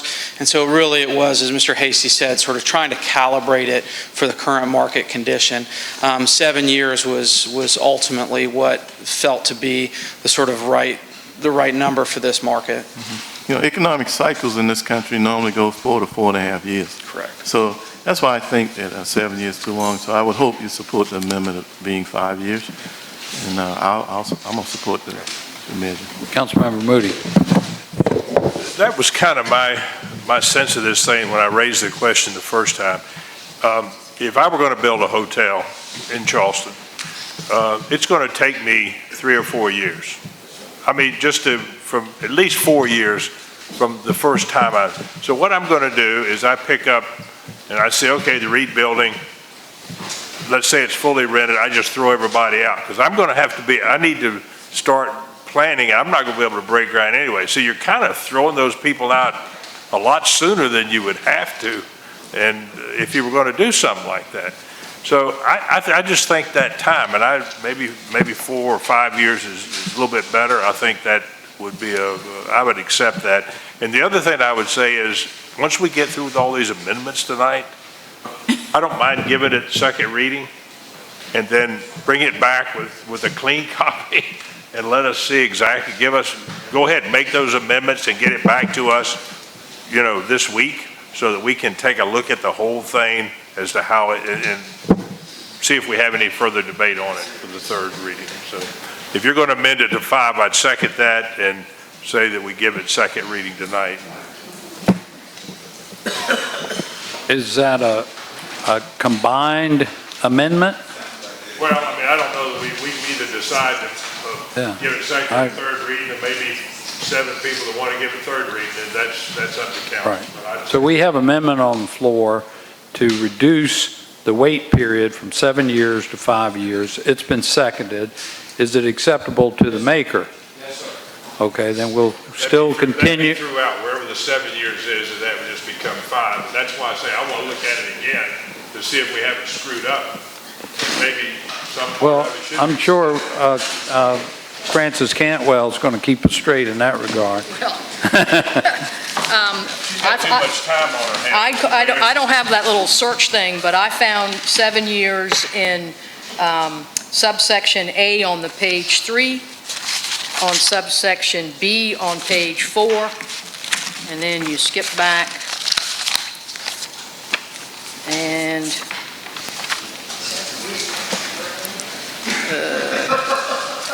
I've circled subsection 1 on page 9 and 3 on page 10. All right. That's where 7 appears. Now, if y'all want that changed to whatever. Councilmember Jackson. Thank you, Mr. Mayor. I would recommend that we make that amendment vote separately from the other 3 that we've already incorporated, unless you're planning on voting on each one of them separately. But I think this one is an important one to keep separate.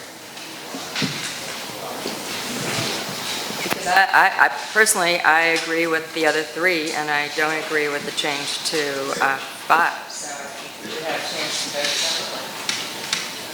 Is that acceptable, y'all? We vote on that separately? All right. So since that amendment is on the floor, any other discussion about the change from 7 to 5 years? All in favor of making that change, please say aye. Aye. Any opposed? Nay. Nay. 2, 3? Yeah. Okay. 4. Oh, I'm sorry, Mayor, I didn't see you. Yeah. Okay. Okay. And so on the 3 amendments prior to that are all packaged together, which is to add the provision about a variety of parking, to make clear about the PUD, and also to clarify the number of rooms. We want to vote on that, those amendments separately. And I don't think we need to. I think they were agreed to by consensus and part of the original motion. So any further discussion on the original motion with the 3, and now four amendments because it passed, Well, right? But You've already taken a vote on that one. Right. took a vote on Right. Right. As long as the whole ordinance passes, it goes to 5 years rather than Right. 7. Right. Okay, any further discussion? All in favor of the ordinance as amended, please say aye. Aye. Aye. Any opposed? The ayes have it. Thank you very much. So, that was second. That's the second that reading. was second reading. Now for third reading and ratification. I thought we were voting on the 3 amendments to be added to the ordinance. Right. Well, they were added and accepted, and I asked for the vote of the ordinance as amended. Amended. With the 3 I amendments. sure thought you said we were going to be voting on, I think net result would be the same, but I thought you said we were going to be voting on the 3 amendments. I asked if we wanted to. I didn't seem to pick up that it was needed, and so I stated when I asked for the vote, the ordinance as amended with those 3 provisions. All right, good. So that would be 4. The 4th was voted on independently. Well, you got to vote on the ordinance as finalized. Right. We just approved the amendment. Okay, that's a good point. As amended would include the 3 that we had already added onto it, plus the 4th that had been approved. Well, we have voted on the 4th one to approve it. We never voted on the 3 to approve them. Okay. And so those have not been voted on to add to the amendment. Well, let's make it clear then. Let's vote on the combination of 3 amendments about the parking, the PUD, and the number of rooms. All in favor, please say aye. Aye. Any opposed? The ayes have it. Now for second reading of the overall ordinance as amended. All in favor, please say aye. Aye. Any opposed? The ayes have it. Now for third reading and ratification. Mr. Mayor. We have a motion and we have a second. Discussion. Discussion. Right. Yes, sir. Again, I do think we should get a clean copy. We put this on the minute for 2 weeks from now. We have first reading in place, we have second reading in place. Anybody that comes with a new application is going to have to deal with this ordinance. Just give us a clean copy. To me, that ranks right up there with a warm ordinance, fresh off the copy machine. If we put this on the agenda for 2 weeks from now with a clean copy for the third reading, I think we should do it that way. You've done it before? We had a motion on the floor for third reading and it was seconded. We have some discussion. Any further discussion? Third reading to the next city council meeting. I'll second. I'm So we can have a clean copy. I'm sorry, I missed that. Well, there was, Motion was to defer the third Next reading. city council meeting so that we can receive a final version of this ordinance with all of the amendments in one document so that we can see it before our next city council meeting. Okay, and that was by Griffin and, we have a motion on the floor to defer. I would respectfully ask for council to go ahead and approve this matter tonight. It's been before us before, back in May. It's gone to the task force a total of 3 times and to the planning commission. I have full confidence in Ms. Cantwell for accurately conveying the amendments that we've made to this matter tonight. And I mean, I hear you, but I think we have it clearly in front of us what this ordinance is. And I ask for your support to go ahead and give third reading tonight. There's a motion on the floor to defer. Any further discussion? Yeah, Mr. Councilmember Lewis? Motion on the floor to defer supersedes any other motion. Correct, we're going to vote on that motion. We have voted for the amendments, and we're just asking us to hold off on third reading until the next city council meeting. We have done it before, and this ordinance is in effect because we already gave it first and second reading. So I don't see where it would hurt to do and wait for the third reading. It's not gonna hurt nothing. We're just gonna get a clean copy with everything on it. This is not gonna hurt anything. So I think we just have to wait and do the third reading in 2 weeks. 2 weeks right around the corner. All right. All in further discussion? Concerned why we would even need to vote tonight for third. Is anything change legally? I'd like to ask our legal department that. Does anything change now that we've already taken second reading, put the amendments in? We've got the pending ordinance doctrine, right? We should be good to go, right? We have the pending ordinance doctrine. I have written down the amendments in very scratch hand. I haven't changed the 7 to the 5, but I can do that before we leave. But the pending ordinance is in effect. So this ordinance is effectively in effect. Well, let's put it this way. Nobody's going to get anything approved that's inconsistent with this ordinance. That's right. Just quickly, procedurally, we give it third reading, we don't give it, second, we don't give it third reading.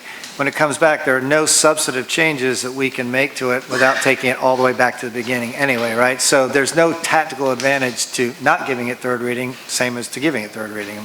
Unless there's...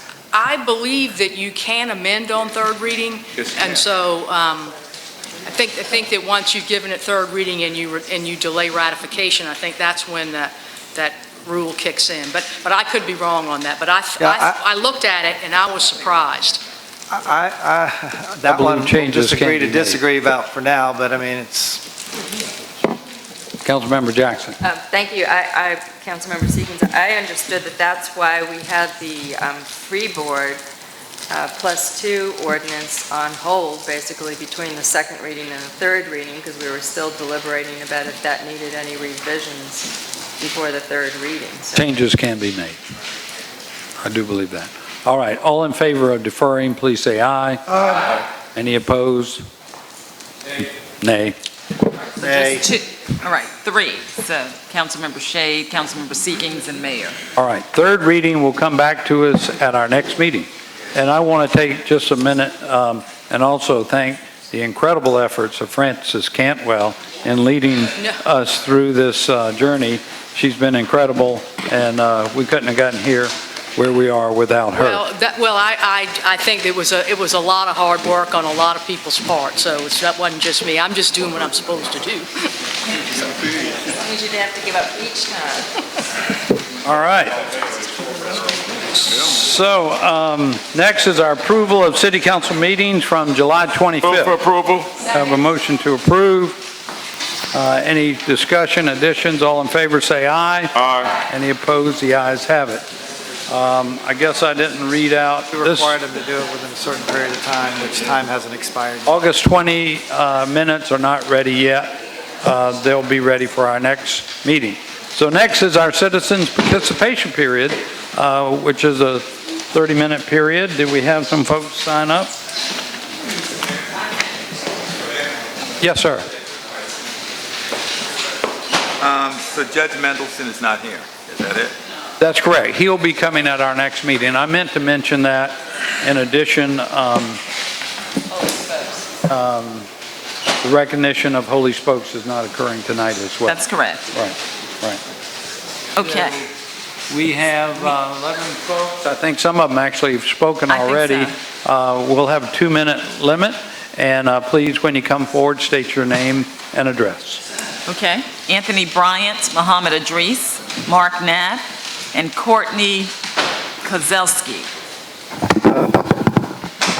Anthony G. Bryant, not Anthony Bryant, but the G in it. Okay, well, it says Anthony Bryant on this. Okay. I want to see the humor in this. I see the humor in this. This is a council meeting.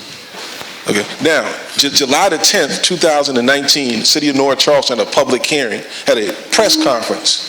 I received that letter from the Supreme Court the day before that piece. we're totally against, because of this federal policy and state policy, and with this new class action lawsuit you're doing, and the effect of why the U.S. Attorney would have an issue with African Americans and public safety, and then when it's something now, it's public health. And that was our criticism, the effects that it has had on the black community as an individual. This is as an individual saying this, not as an organizational leader, a club leader, a religious leader. I believe separation of church and state anyway. And this state is pretty unpopular. I believe separation of church and state, point blank, because of slavery and segregation. That's why. I don't believe in commingling my religious beliefs and political beliefs together at all. Right here is all my letters I got here from Margaret Seymour, who will be doing a summary dismissal regarding my complaints against this city, Public Service Commission, and Department of Transportation. It ain't the Jetsons. Take people seriously when they come to meetings. This ain't the Jetsons. People are seriously impacted by your ordinances and your policies. And they're not joking right now. People were out with lights that were poor for 3 days till Sunday. That wasn't comfortable for them. Many senior citizens, many had serious issues during this hurricane. Take it seriously. I'm sick and tired of coming to meetings with people. You think this is a joke. You can't have rhetoric passing back and forth and not taking it seriously. Race is really in the city right now. In 1974, Mayor Rowley won his election on the black vote. Now the black vote is down to literally nothing. I don't want to hear what these candidates are going to talk about on race. What are you going to talk about on race? What are you going to do about race? That's the number one reason I'm going to be in this election, to make sure there's no two-faced white boy playing us for money, to move us out the city completely. We don't want to have that, and I will not have that. Time. Thank you for your time and service. Evening, Muhammad Idris, Mayor, City Council, ladies and gentlemen. We had a meeting last night at a church on situation that's taking place in town, and I thought it was very wrong. We have these task forces. I've been coming down here for more than 25 years, and I brought the best mind in the world to deal with diversity. Matter of fact, the city paid for that person to come here. We had a meeting last night saying the different things that had taken place on the east side and how we're going about to change it. I was not invited in the beginning. I was invited after everybody got together. I want to say this, they was talking about fighting crime, and the situation crime is. We cannot stop crime. That's a big lie. But we can make crime so uncomfortable that it'll feel like a cockroach when the light come on. If you ever saw a cockroach when the light come on, it stops. It don't move until the light, somebody make a move. Then it may run into anything to try to get away. The big lie, we cannot stop crime. And I hear people are saying how good these people are doing. Oh, they're doing so good. How they have, did this or did that. But to whom much is given, much is expected. If you're getting $100,000 a year, you're supposed to do good. So these people who work for the city and getting all these breaks, they're supposed to be excellent in the example. So to whom much is given, much is expected. Thank you.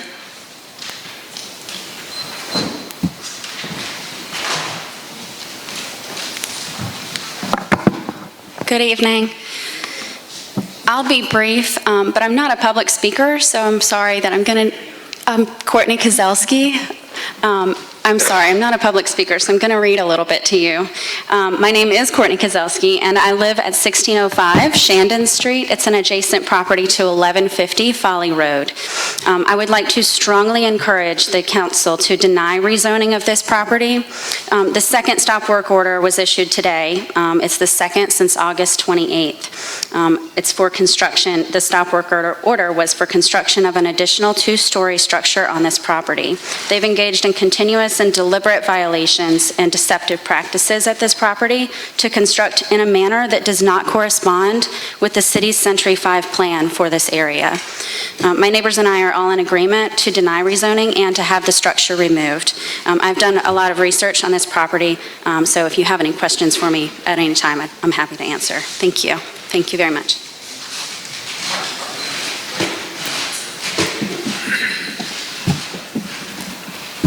Kathy Squires, Dr. Phil Dustin, Franny Henty. Hi, I'm Kathy Squires. I'm the mother of Courtney Kozelski, and she and I own the property at 1605 Shandon. I also am against the rezoning at 1150 Folly Road. Since the construction started, we've seen it proceed without permits. We believe there's a possible building setback violation. We believe there's probably a height violation. We've also seen the stop work order issued and then construction proceed on the weekends. These alone may not be a big deal when the property's finished, but all these things kind of say that something's coming down the road that's probably not going to be good. What we've been told about this is that it is likely going to be 3 units, but we don't know 3 units of what. We can manage change, but we just have a really, I know you can't do rezoning on feeling, but we just have a really bad feeling about this. Thank you for your time. I know some of you have driven by and taken a look, and we'd like to see it not happen. Thank you.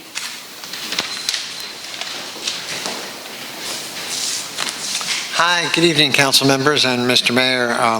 I'm Phil Dustin. I live at Burden Creek Road on Johns Island, and I cannot for the life of me understand why Mayor Tecklenburg or any member of the council here would want Mr. Gordon Geer, the champion of fill and build development, to be on the be reappointed to the Planning Commission. I've been present at Planning Commission meetings when Mr. Geer has told the audience that it's not the job of the Planning Commission to deal with flooding or keeping people safe. It's their job simply to make sure the rules are followed by an applicant.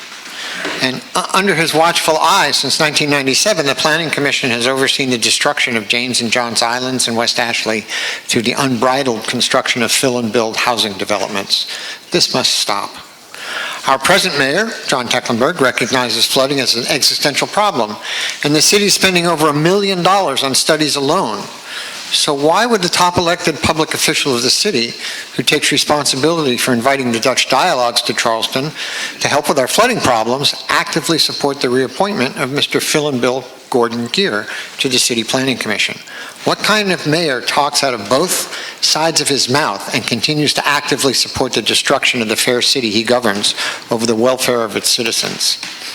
It sure would be nice to have a mayor and city council who give 2 hoots about the people that live here rather than profiting developers. I guess the only thing to do is to take heart that Election Day is not too far off.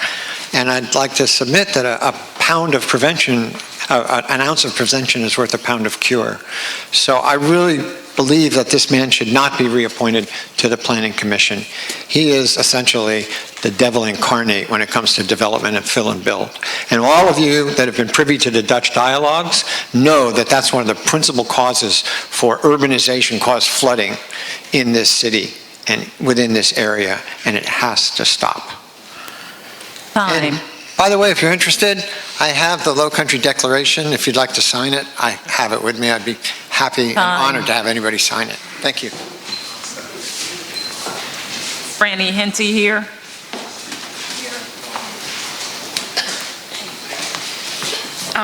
Hello, thank you for your service, and I'm here to oppose the Planning Commissioner reappointment.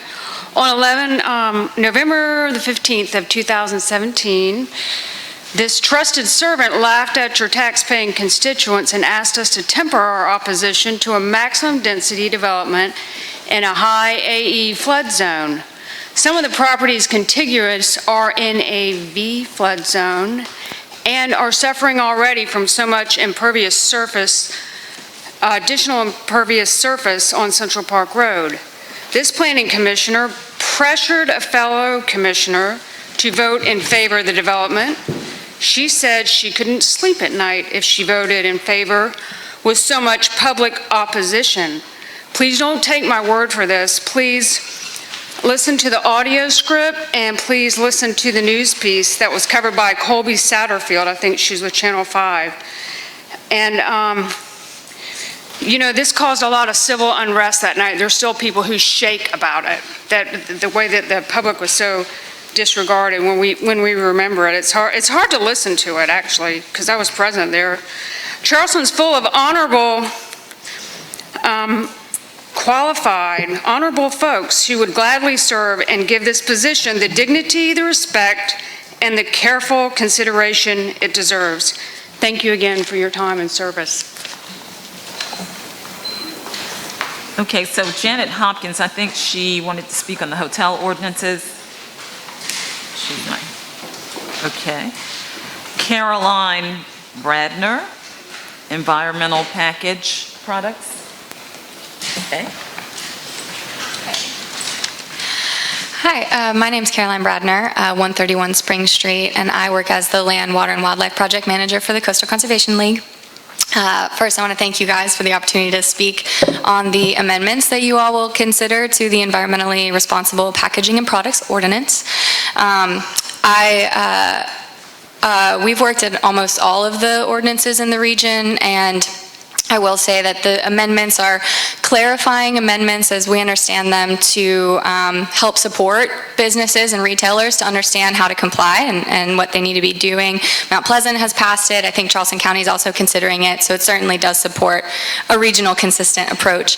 But I also want to say that having worked on all of these ordinances, the City of Charleston has put the most effort forward to working with local businesses and to working with residents to ensure that everyone is brought along with the ordinance, to make sure that the policy is not just policy, it is combined with outreach and collaboration.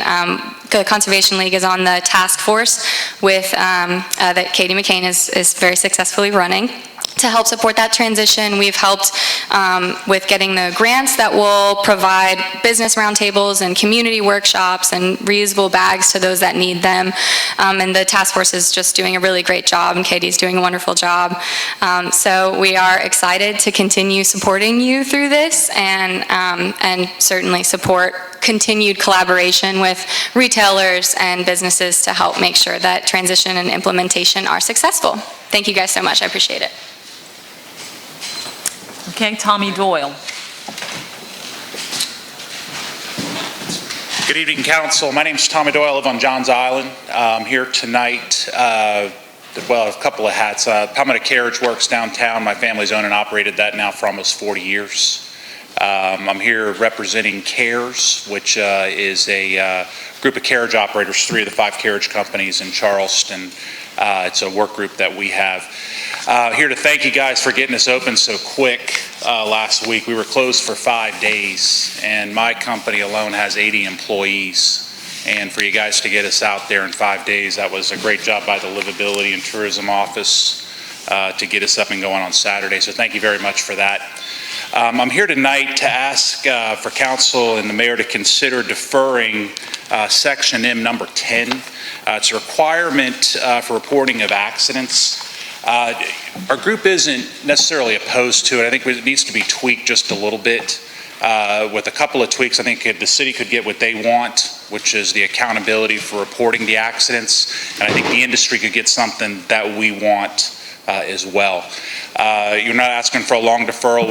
The industry's ready to sit down within the next 2 weeks to come back to you guys with something I think that could work for everybody. Thank you for the consideration. Thank you, sir. And last, it was Mike Schuler, but I believe he's already spoken on the hotel ordinance, Mayor. Okay, that's it. So, Councilmember Seeking.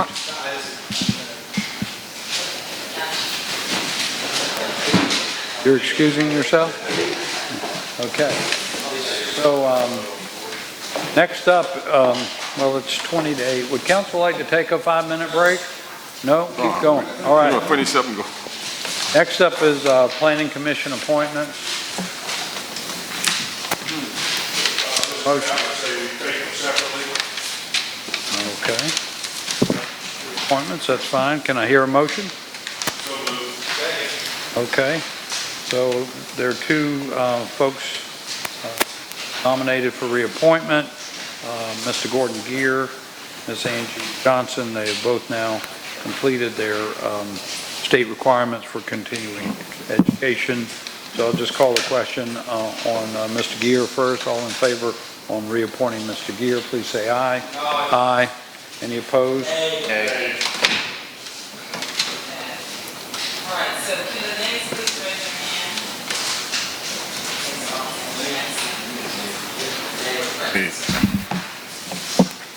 Okay, Moody, Griffin, Waring, oh, not Waring. Okay, Wagner. Okay, Kevin, Shealy. Is that it? White. Okay, so I have 6 nays. 1 abstention, Councilmember Gregory.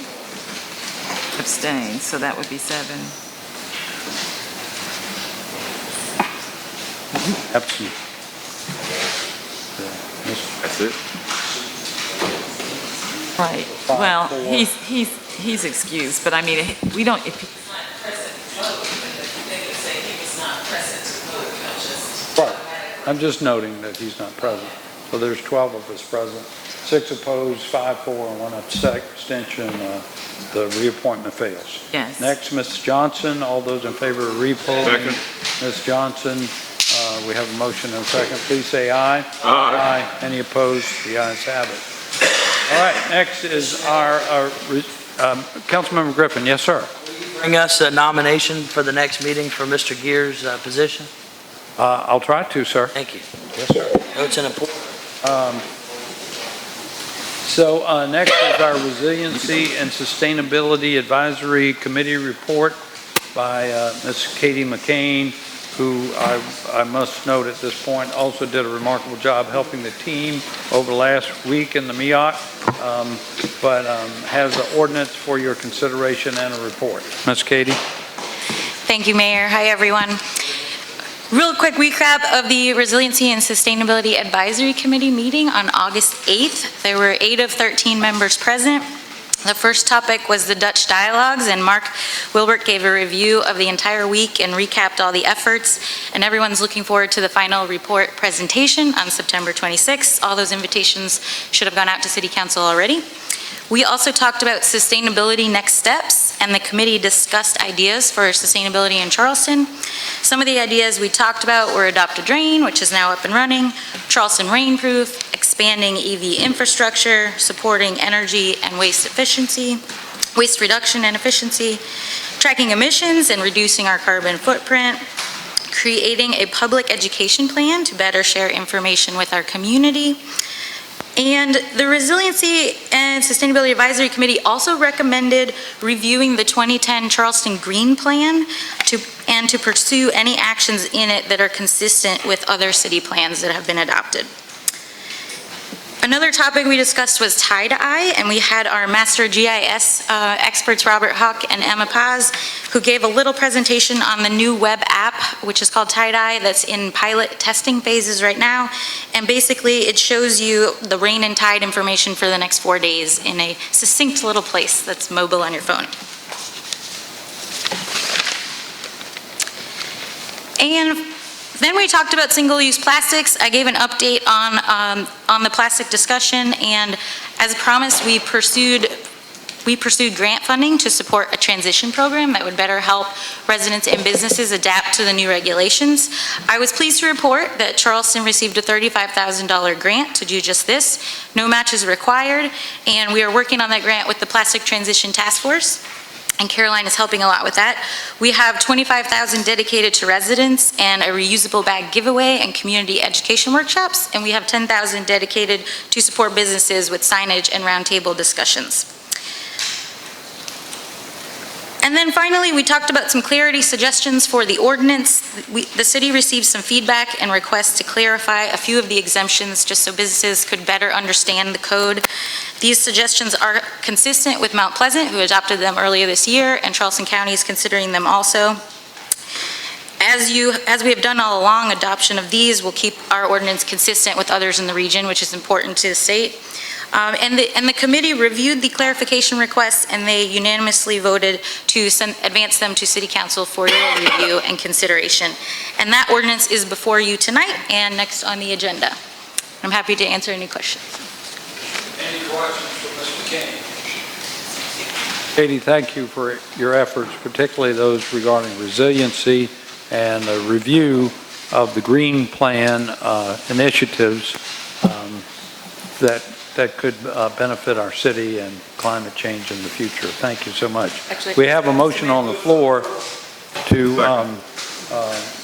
revise our plastic ban packaging ordinance to bring it in, I guess, concert with Mount Pleasant and other surrounding jurisdictions and upon the recommendations of some in the retail industry. Councilmember Jackson. I'll second that motion.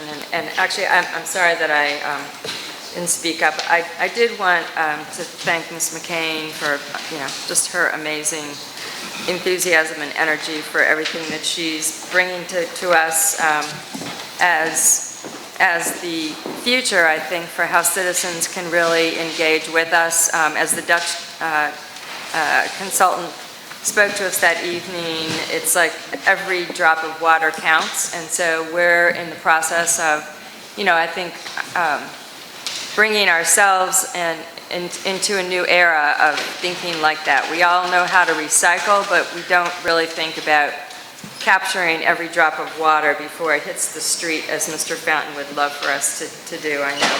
And I just wanted to mention that I'm looking forward to the collaboration that Ms. McCain is going to bring to our neighborhoods in order to have a better understanding of rain gardens and how we can all be installing those things in our own, if you like to brag, Mr. Mayor, in your own front yard, but also in our community gardens and in the median strips of our streets.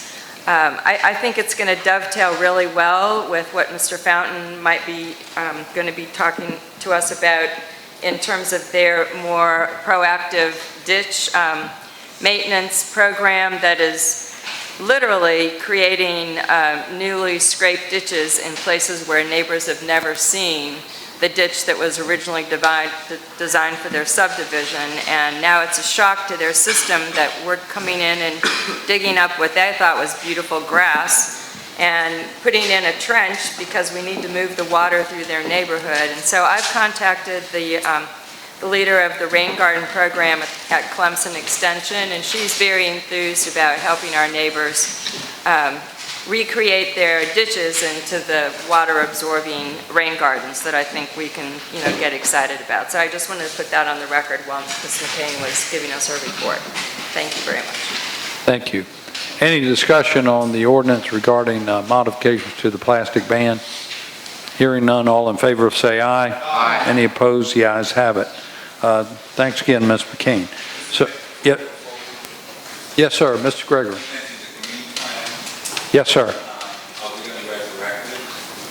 What staff is doing is going through the green plan. It's about 10 years old, was never formally adopted by council, and I guess we're pulling out those things that we feel are still relevant that could be enacted in the city of Charleston, and more formal recommendations will be coming to the Resiliency Committee in the near future. Yes, sir. All right. So next is a discussion on the current City Council rules that allow for telephonic attendance at council committee meetings brought forward by Councilmember Lewis. Thank you, Mr. Mayor. I think I explained my position on this at the last meeting. And I think we would ask the City Council to support this change. I think everyone knows where I'm coming from, so I don't have to go through it again. So we have a motion on the floor. Did you make a motion? Yes. Could you restate the motion?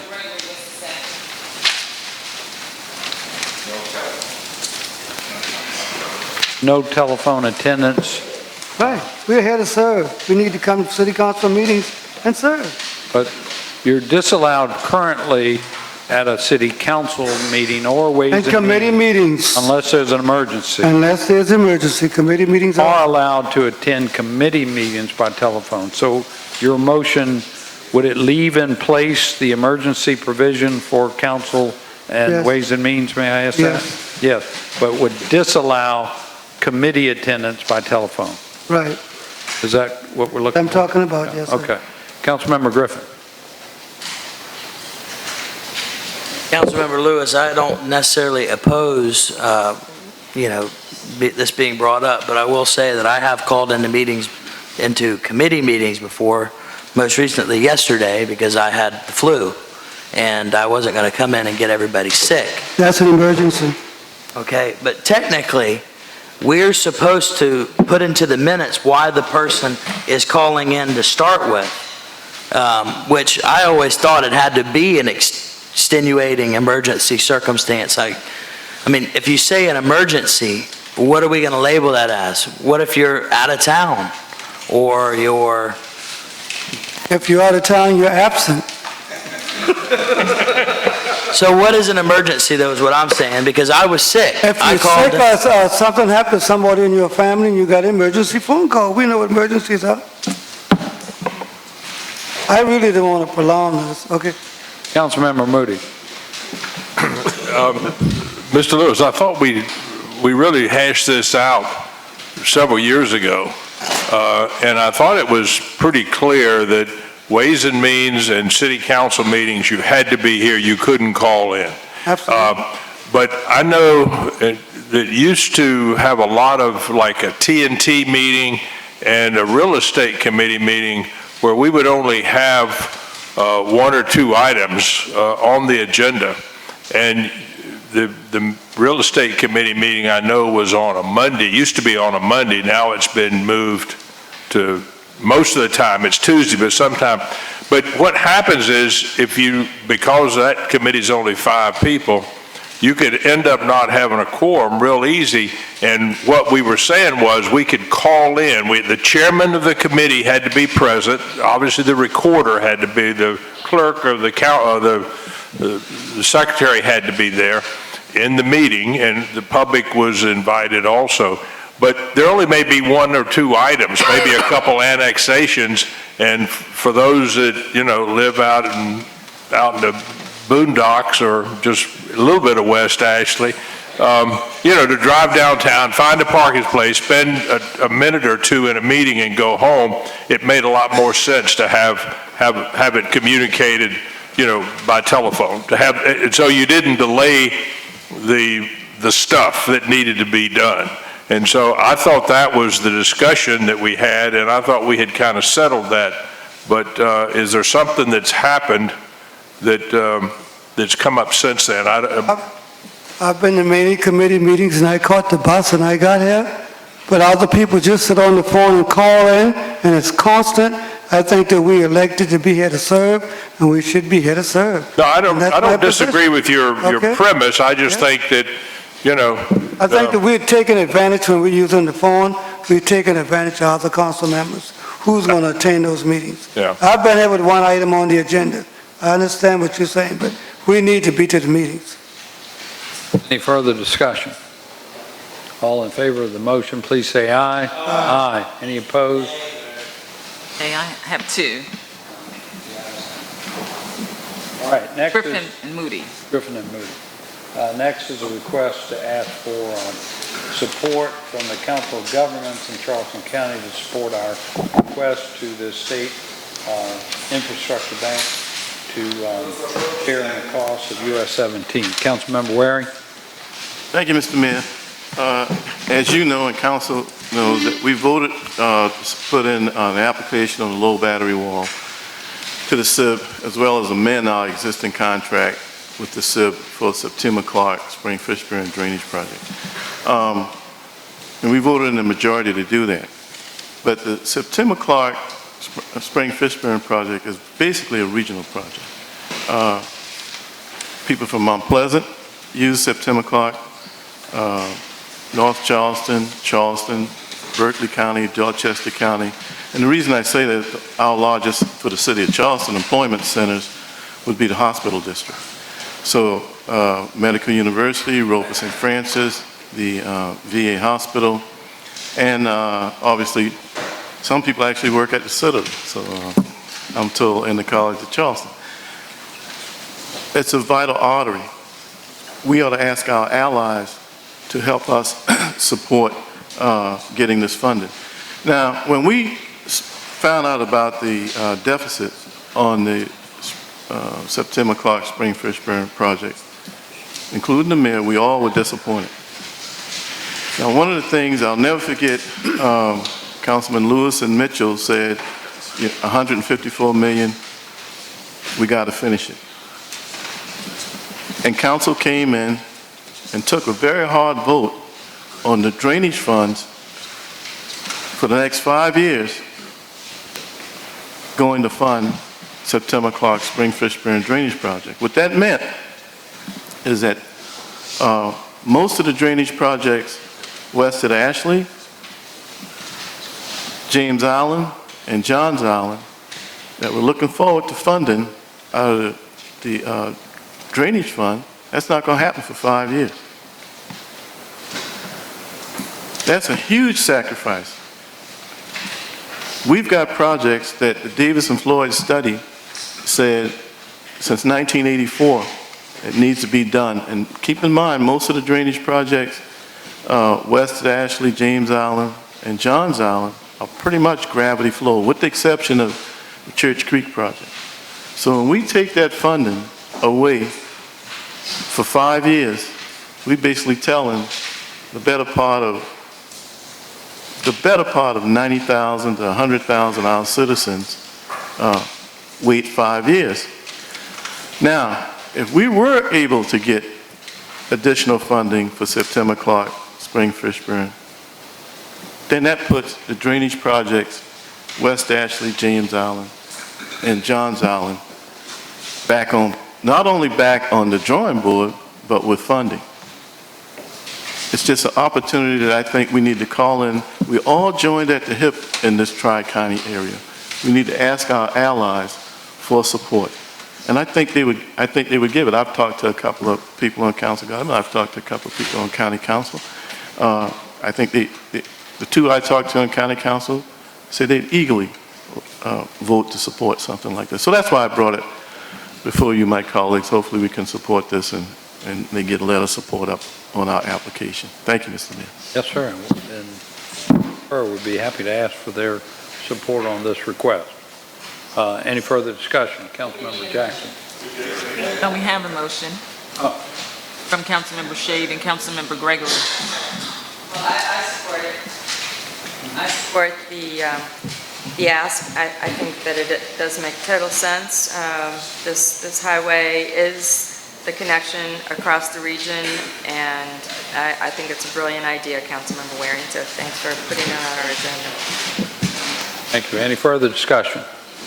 All in favor, please say aye. Aye. Any opposed? The ayes have it. Next is our council committee report. First up is Committee on Human Resources. Move for approval. Any discussion? All in favor, please say aye. Aye. Any opposed? The ayes have it. Next, the Committee on Public Works, Councilmember Waring. Second. All right, any discussion? All in favor, say aye. Aye. Any opposed? The ayes have it. I would note in the agenda for City Council, Councilmember Waring, I do. it says to give first reading of the following bill from Public Works and Utilities, and That's right. That, add a new definition for market value, and I don't recall us discussing that at the meeting, unless I fell asleep. okay. Thank you, Mr. Mayor. We did discuss it. We didn't have a vote on it. We didn't have a vote on it. Because if you remember, I said we're going to be discussing this tomorrow at Right. council meeting. I thought that was going to be on our agenda, so Well, it So I is get- on our agenda as part of your committee. Yeah. right, so I didn't know if it was a part of the committee report. We've included it, but I mean, well, Madam Clerk, you know, when it comes to you, I got to shoot straight. As chairman of that committee, I didn't take a vote. We had a discussion on. We actually had a hearty discussion, but I was thinking that it was going to be on the city council's agenda. So separate from being on the committee report. So that, I'm going to take total responsibility for that. That's not your fault. Okay. Listen, I am not going to get the clerk upset at me, okay? That's right. So, Yes, I'm scared of it, yes. when council adopted the report, it was inclusive of what's on the agenda? I think it would be appropriate to exclude it from the committee report. I agree. Since we did not vote on it. Okay. I think we ought to take it out, and hopefully we can. So we're going vote to it. do that individually? Correct. Okay. And there was one other aspect to the committee report that we had a healthy discussion on, was a task force to be created for the Church Creek drainage basin. Good discussion on that. Talked in terms of recruiting some talent from the area, engineers, people in development, etc. Very much to serve just like on this hotel task force, frankly. Now the number is supposed to come back to the committee meeting at the next committee meeting, and we're going to vote on that. I think Councilman Griffin proposed 12 people. 13 people, yeah. And I know so that's going to be coming back, so be prepared for that. Maybe if you all are thinking in terms of, I'll put some thought processes into who could serve from your particular area. For example, Councilman Shealy, Councilman Wagner, Councilman Griffin, and everybody on council, because that Church Creek base is important to all of us. Normally I have something from Mr. Fountain, because he normally provides so much information to us, but I don't know if you all want to hear from him tonight or not, but anyway. Looks like he's pretty happy over there. So, Councilmember Waring, given our discussion yesterday, and as I reported to you very briefly, I spoke to my nephew today, who's the county auditor, and we discussed the information that the county has regarding assessed value, and in fact, even though they don't highly publicize it, they do keep market value information on properties. So I would suggest to you that we let my nephew bring us more information at our next committee meeting before we take action on this matter, because I do believe the county will be able to help us on this. Mr. Mayor, I think that's good information, but there are two aspects to this market value. When the county when they do their assessment every 5 to in some cases 7 years, you're right, they do an appraisal, and then there's a cap on what can go to the assessed value. You and I discussed that. And then they have a market value that basically they keep on the books. But again, when our staff determines substantial damage, right now anyway, they have been going to the assessed value. Mr. Fountain gave some great information yesterday that there's basically, I think, 4 different methods that the city can use to determine that valuation of substantial damage. But in the meantime, during that 5 to 7 years, the homeowner needs a way to validate market value in the event that there's let's put it like this, if the city told me my home has substantial damage, and they use even the market value from the county doesn't go out every 6 months and do appraisals on all the properties in the county. They do that every 5 to 7 years, or when a property is sold or changed hands, which leaves out tens of thousands of homes. So I agree, and one of the healthy discussions we had yesterday was improving the methodology of our staff before they even make that determination of what is substantial damage. In other words, right now, using an obsolete number as the assessed value, we know that's not accurate. And in 2019, there are more methodologies out there, and the mayor certainly made a great call today about the potential market values on a lot of properties that the assessor's doing that they already have, but the reality is they don't do it quick enough.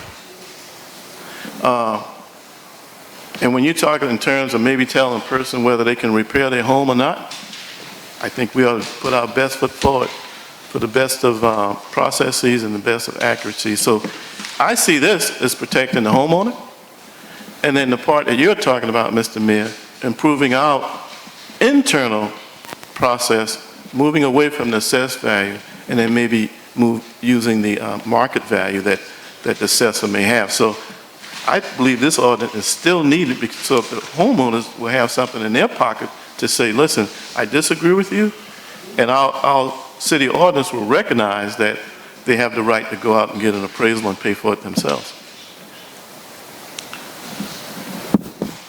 So I move approval of this ordinance. I'll Thank you. second. Get some clarification. Any further discussion? Mr. Mayor, so, and as Councilman Waring pointed out, we did receive a good report from Mr. Fountain as to what the FEMA requirements are. My only concern with the proposed amendment is to what effect that it may have on those four requirements. I don't want this to take away from the FEMA requirements, and maybe you could elaborate on that, Mr. Fountain, as to what that may or may not do. I don't want to have an unintended consequence on what we're trying to accomplish here. So the draft ordinance basically codifies that the applicant, the resident, the property owner, would be required to provide an appraisal prior to a substantial determination being made to evaluate market value. So would that preclude the three other options that you alluded to at yesterday's meeting? So the first option generally used on our end is the assessment, which is the first of FEMA's options, assessed value of the property. This would only be triggered in the event that the assessed value the damage or improvement were within more than 50% of the current assessed value. That's what would trigger us saying you appear to have a substantial improvement or substantial damage. You'd be required to provide that appraisal. So it still uses the assessed value in that respect. The other two options are the actual cash value, which is basically a construction with depreciation type approach. We don't have that specified in the ordinance. Right now we do say that it would be an appraisal that would be specified, so I would defer to legal on that, but I believe that would eliminate that as a potential option. And the final option, just for clarity, is using like a local qualified official, city official, to make an estimate. That's intended to be like an option of last resort. It's intended to be only during major disasters. FEMA says you can technically only use that, and we went back through all of the detailed documentation that FEMA has. You're only supposed to use that if none of the other options are available. It's meant to be able to quickly allow people to rebuild in like a mass disaster. So it's something they're saying there's just not enough accuracy in that for that to be your go-to protocol. So it does take us back to those three. Again, we would be using the assessed value to make the initial determination to say whether or not an appraisal is needed. It would then This would require the property owner to do the appraisal, where right now that is an option. They have the option to do an appraisal if they want to challenge the determination, but they're not obligated to. However, it's not codified that way in the ordinance.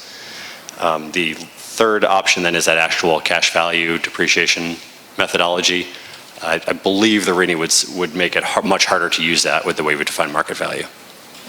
Because I think, Councilman Waring, as we discussed yesterday, and I agree with what the intent with this is to give the property owner as many tools available to the property owner to make sure that that property owner is not shortchanged in the event of a catastrophic event to their home, either by wind, rain, or flooding.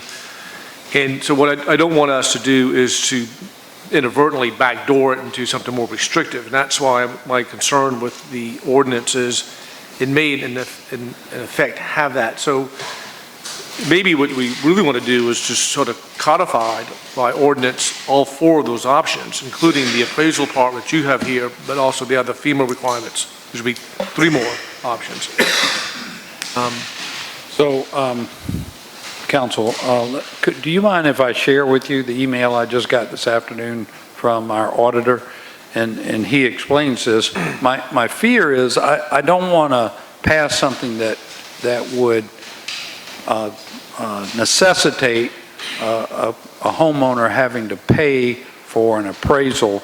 If we could work this out and use the county's appraisal, which is higher than the value that they use for the assessment, and still give the homeowner the option if he wants to go pay for an appraisal. You know, I think this would get us there, and honestly, this doesn't happen a whole lot. How many times a year does this happen to homeowners in our city? There tend to be only a few substantial damage situations. It does happen more frequently substantial improvements where people are renovating houses. It's typically, if you're flipping a house, it's pretty easy to get above the 50% threshold. That is one of the concerns, to make sure whatever option we pick that we don't sort of subsidize commercial development. Peter reports to me here, as we were discussing, the county has two values for most real properties, a market value and a capped value. He calls it the capped value. The capped value is the value we use for taxation. Until recently, the capped value was the most visible value as seen on the county GIS and tax system website. The county has recently changed to make the market value more visible. GIS will now direct to the tax system page that shows the market value. It's important to note the market value is the value from the last appraisal by the assessor's office. This could be based on the property changing hands or via a reassessment. Either way, the value is most likely not as recent as anything a private appraiser, admittedly, would be able to provide. It is, however, and this is the important thing that I think would qualify it to number 4. It is, however, an official appraisal from a governmental body. And I think that was one of the requirements of FEMA. So if we could, of course, I wouldn't mind having 2 more weeks just to dig into this a little bit, but I would respectfully ask that if you're going to pass something tonight, to put based on the county's appraised value of a structure, or give the citizen the option of ordering his own private appraisal, not to force somebody to do that.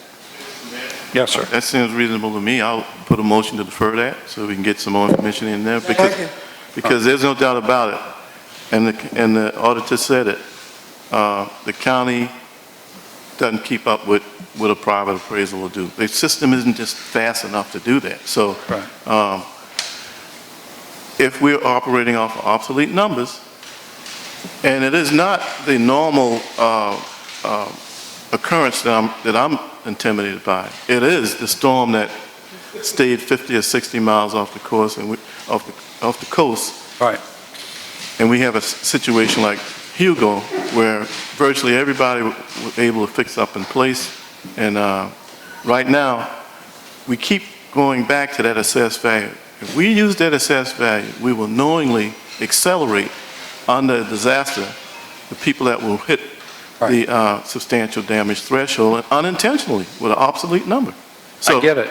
I get it. I just want to make it as easy for us as possible. If we can use the county's information and not require people to go out and pay $1,000 every time. I made a motion for deferral. Yeah. Well, okay.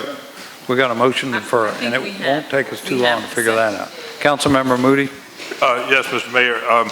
As far, do we define what an appraised value is? Or do we, some kind of, I don't think we want them to have an MIA or anything, or MAI rather. But do we qualify the appraisal? Or? So in the ordinance, it does read that it would be a qualified appraiser, appropriate licensed in the local jurisdiction. Great.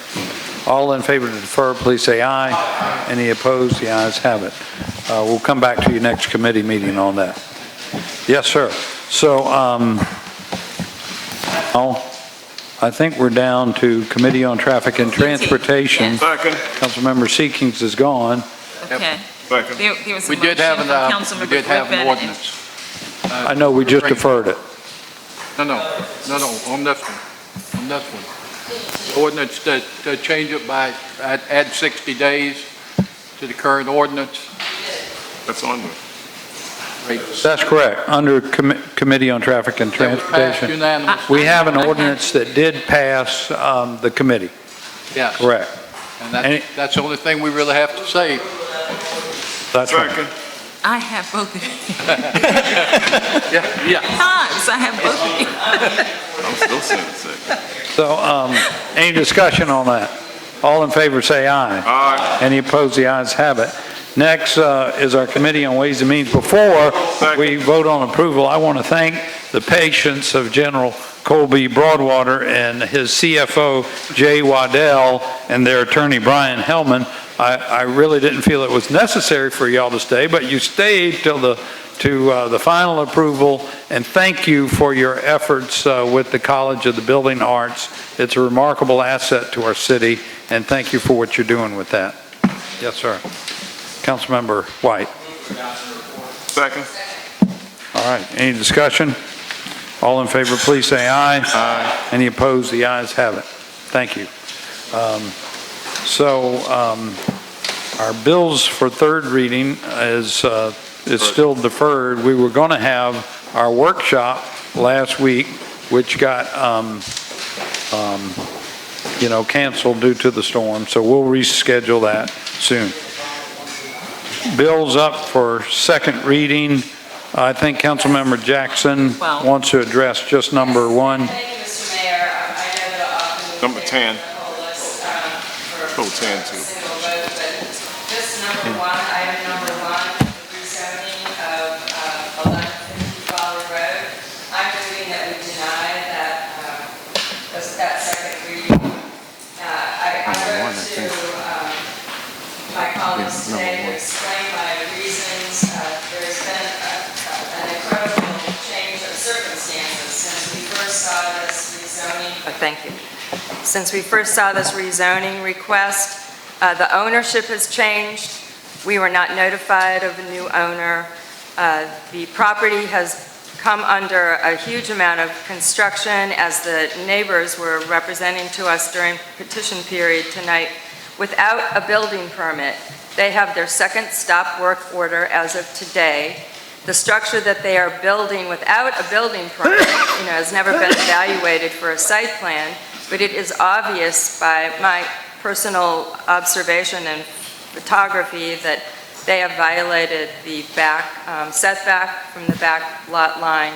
They're building a structure that the height has exceeded the bounds of the current zoning that they have, which is residential office. Someone made a huge assumption that we were going to give them a CT zone, and they've jumped the gun on that. And I do feel like the neighborhood has appealed to us, and we owe it to the zoning that's in place and the master planning that was done for this whole section of Folly Road, which includes a lot of Town of James Island properties that are also zoned either residential or residential office. And just the peace of mind that we need to have on Folly Road about redevelopment, we need to deny this rezoning tonight. Thank you. We have a motion. Did we have a second? All right. Councilmember Mitchell. I'm gonna ask a question, even if I support this, this is up for second reading, so we already gave it first reading, correct? That's correct. With a different owner. But it's still a second reading, so I want to get some clarification from the planning commission first. Jacob, can you give some clarification on this, because it's a different owner, but then we did the second reading. I didn't know anything about the second. You mean the first reading, and then someone else have it now, so I want to just make sure that I'm doing the right thing. What Councilmember Jackson has told you about the change in ownership is correct. That did in fact occur. We don't track private changes. What we take is the owner at the time that the submittal for rezoning is made is the owner that is processed. And of course, zoning carries with the land. So private ownership changes all the time, and often an owner will tee up a rezoning and sell it while it's in process. That's a common practice. But that is correct that it did change hands during this process. The most egregious part is the building that has been going on construction. And we now have a stop work order placed by our own zoning permitting staff. That's correct. All right, Councilmember Griffin, and then Wagner. So technically, you can sell your property to somebody else, and if you're going through a rezoning, they can continue on. That probably makes the land more desirable. But if we deny this, they'd have to start all the way over? Let's do it. Wait a year. Wait a year, right. Start all over. Councilmember Wagner. Yeah, we heard two ladies speak about this, the neighbors, just a little bit ago. I'd also spoke to them earlier, and it just looked to me like, since they didn't bother to get the building permits and decided to just do whatever they wanted to, it seemed to me we ought to be out there with a wrecking ball helping them tear it down. I mean, that would seem logical to me. But I just think a simple no would work for me. So I don't know what happens if you do. If you say, we have these limits, and then somebody just ignores them, what do we do, guys? Can we go with, I know the county threatened one time somebody I knew with actually tearing the place down and take it back the way it was because they didn't do it, so. That's our. But anyway, I think a simple no is the right answer on this one. All right, let's go call for the question. Councilmember Waring? What was the current zoning, Mr. Morgan, prior to the zoning change? Or Mr. Lindsay, whichever one. Residential office on the property. All right. I'm ready to vote. Thank you. Councilmember Griffin? Be ready to vote. Procedure if somebody continues to disobey a stop order. What ways the city do? Fine. What is the procedure for that? Well, they're Obviously, these ladies that come here and say they're working every weekend, they're not listening to the rules. We have to look at it, or? They did today, So- for the second time. So I would also defer to Mr. Riccio as well as the legal on this. If someone's in violation of zoning, for example, a setback, or if they've done something that violates building code or any of the BAR, any of those kinds of things, we can place a stop work order. Eventually that goes to livability court, we can fine them. And we often have made requests via livability court, which is a criminal court, of course, that properties be totally demolished or returned to their original state. That kind of thing does happen on a somewhat regular basis, actually. So we have a lot of powers in that regard. And then touch base. Member Waring? Thank you. We have, just like we issued a certificate of occupancy, if we pull that back. Well, in this case, no certificate of occupancy would have been issued. The CO happens at the very end of the construction process, so they don't have a certificate of occupancy right now. So right now they have temporary power? There is no They have nothing. there is no permit, there is no certificate of occupancy, there is no power to the property. They don't have any of those things. No stormwater, no nothing. Right. Call for the question, we can vote on that one. That's right. All right, one meeting. Would anyone else like to be heard on this matter? We have a motion to deny the second reading of the rezoning. All in favor to deny, say aye. Aye. Any opposed? The ayes have it. Mr. Mayor? Yes.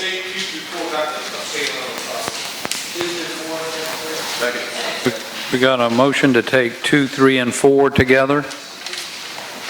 Okay. All right. Any discussion on 2, 3, or 4? Any discussion on 2, 3, and 4? No. Hearing none, all in favor say aye. Aye. Now for third reading and ratification. I have a motion and a second. So moved. All in favor, please say aye. Aye. The ayes have it. Next, we still got. I heard working down the Councilmember list. Waring. Who was the second? Who was the second? I said so moved, but he went the second. Oh, okay. Mitchell and Waring. We have a motion to approve number 5. Any discussion? All in favor, please say aye. Aye. Right. Any opposed? Any abstentions? There you go. Okay. Gotcha. All right. I'll move for approval number 6 through 8, through 9, sorry. 6 through 9. Second. Now we got 6 through 9. Okay. All right. Okay. So I need you to slow down just a minute. Oh, right. Third reading for approval on number 5.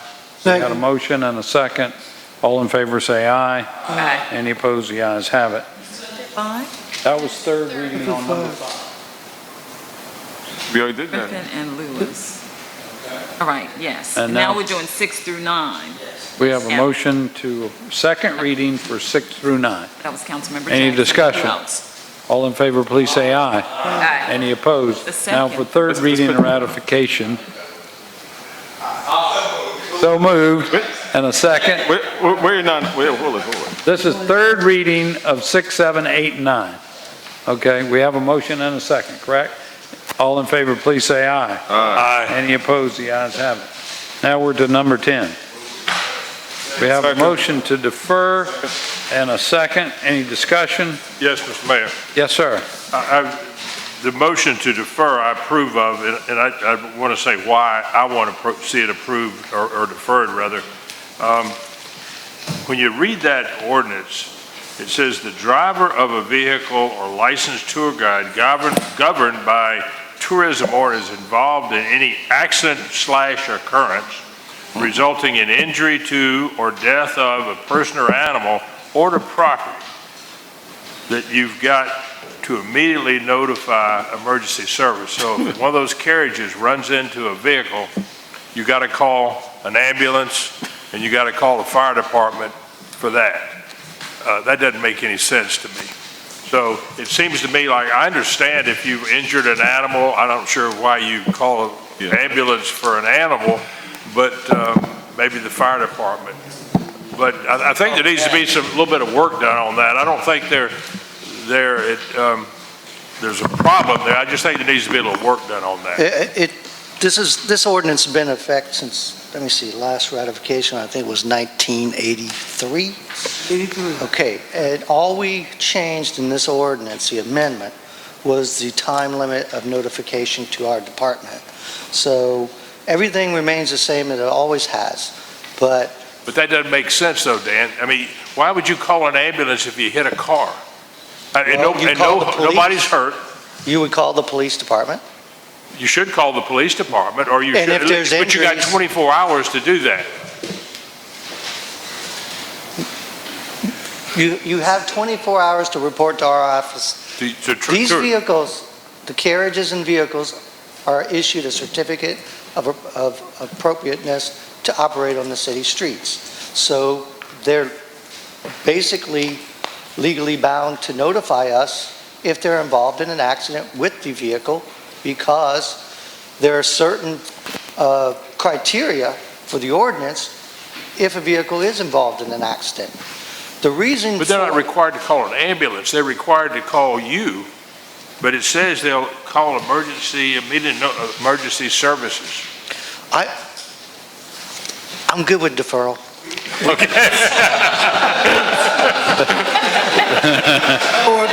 There's a deferral that's already been passed. Councilmember Griffin.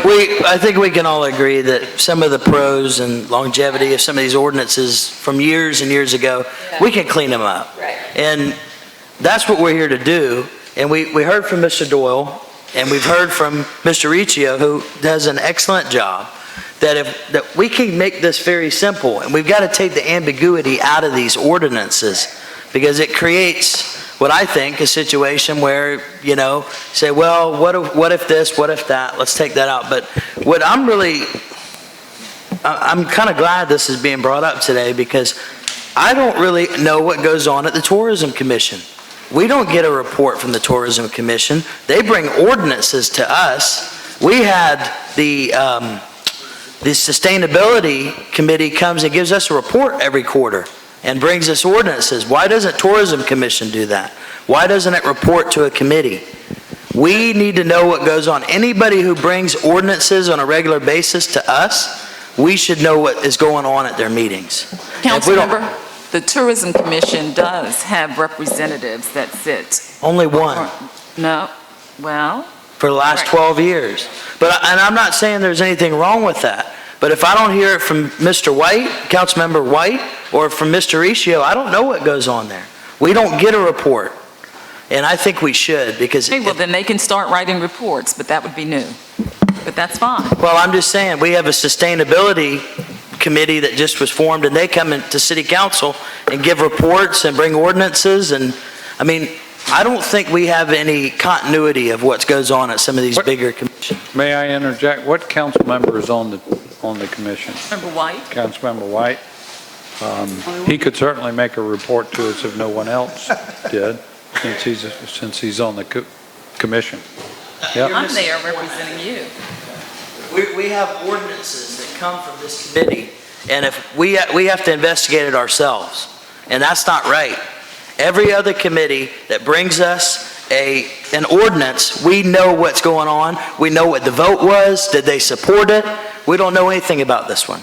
It's we figure it out on our own. And, we can make jokes, about him giving a report, that's fine. But I'm just saying, I'm not voting on things that I don't know anything about. That's all I'm saying. Thank you, sir. All right, we still have two more items on the agenda, number 11 and 12. Second. We had a deferral on number 10. We hadn't voted. I don't think we voted. We didn't vote on 10. I'm almost sure we did, y'all, but if y'all want to vote again, all in favor of deferring number 10, please say aye. Aye. Any We did vote opposed, on the ayes have it. Now we got numbers 11 and 12. All right, we got a motion, any discussion? All in favor of 11 and 12, second reading, please say aye. Aye. Any opposed? Now for third reading and ratification. Second. All right, all in favor, please say aye. Any opposed? The ayes have it. Councilmember Waring wants to be recognized. We had miscellaneous yet? Yeah, We didn't yeah, have anything on the agenda. But I had something I want to bring up from the floor. I've had discussions with a lot of people in Maryville, Asheville Neighborhood Associations, the area that both Councilman Lewis and I represent. I talked to Councilman Lewis, I talked to the chairman of our Recreation Committee. We've been calling the Bender Street Park location the Bender Street Park temporarily, and this neighborhood association has voted not only once, twice, but 3 times for it to be named Carl Richardson Park. So I'd like to put that on the agenda for the next council meeting. No, I keep telling you to send that to Gregory. Well, Goes to the recreation. Goes to- I understand. Go to him. Well, I told him he didn't mind it coming to council. Okay, well, I put a motion on the floor that it goes to the Recreation Committee to come forward for the official naming of, Right. so we can quit calling this thing Bender Street Park, and the name of Carl Richardson begin to get the familiarity that it should have. That would suit me fine. Thank you. Any further business to come before us? We next meet in 2 weeks on September 24th. Thank you.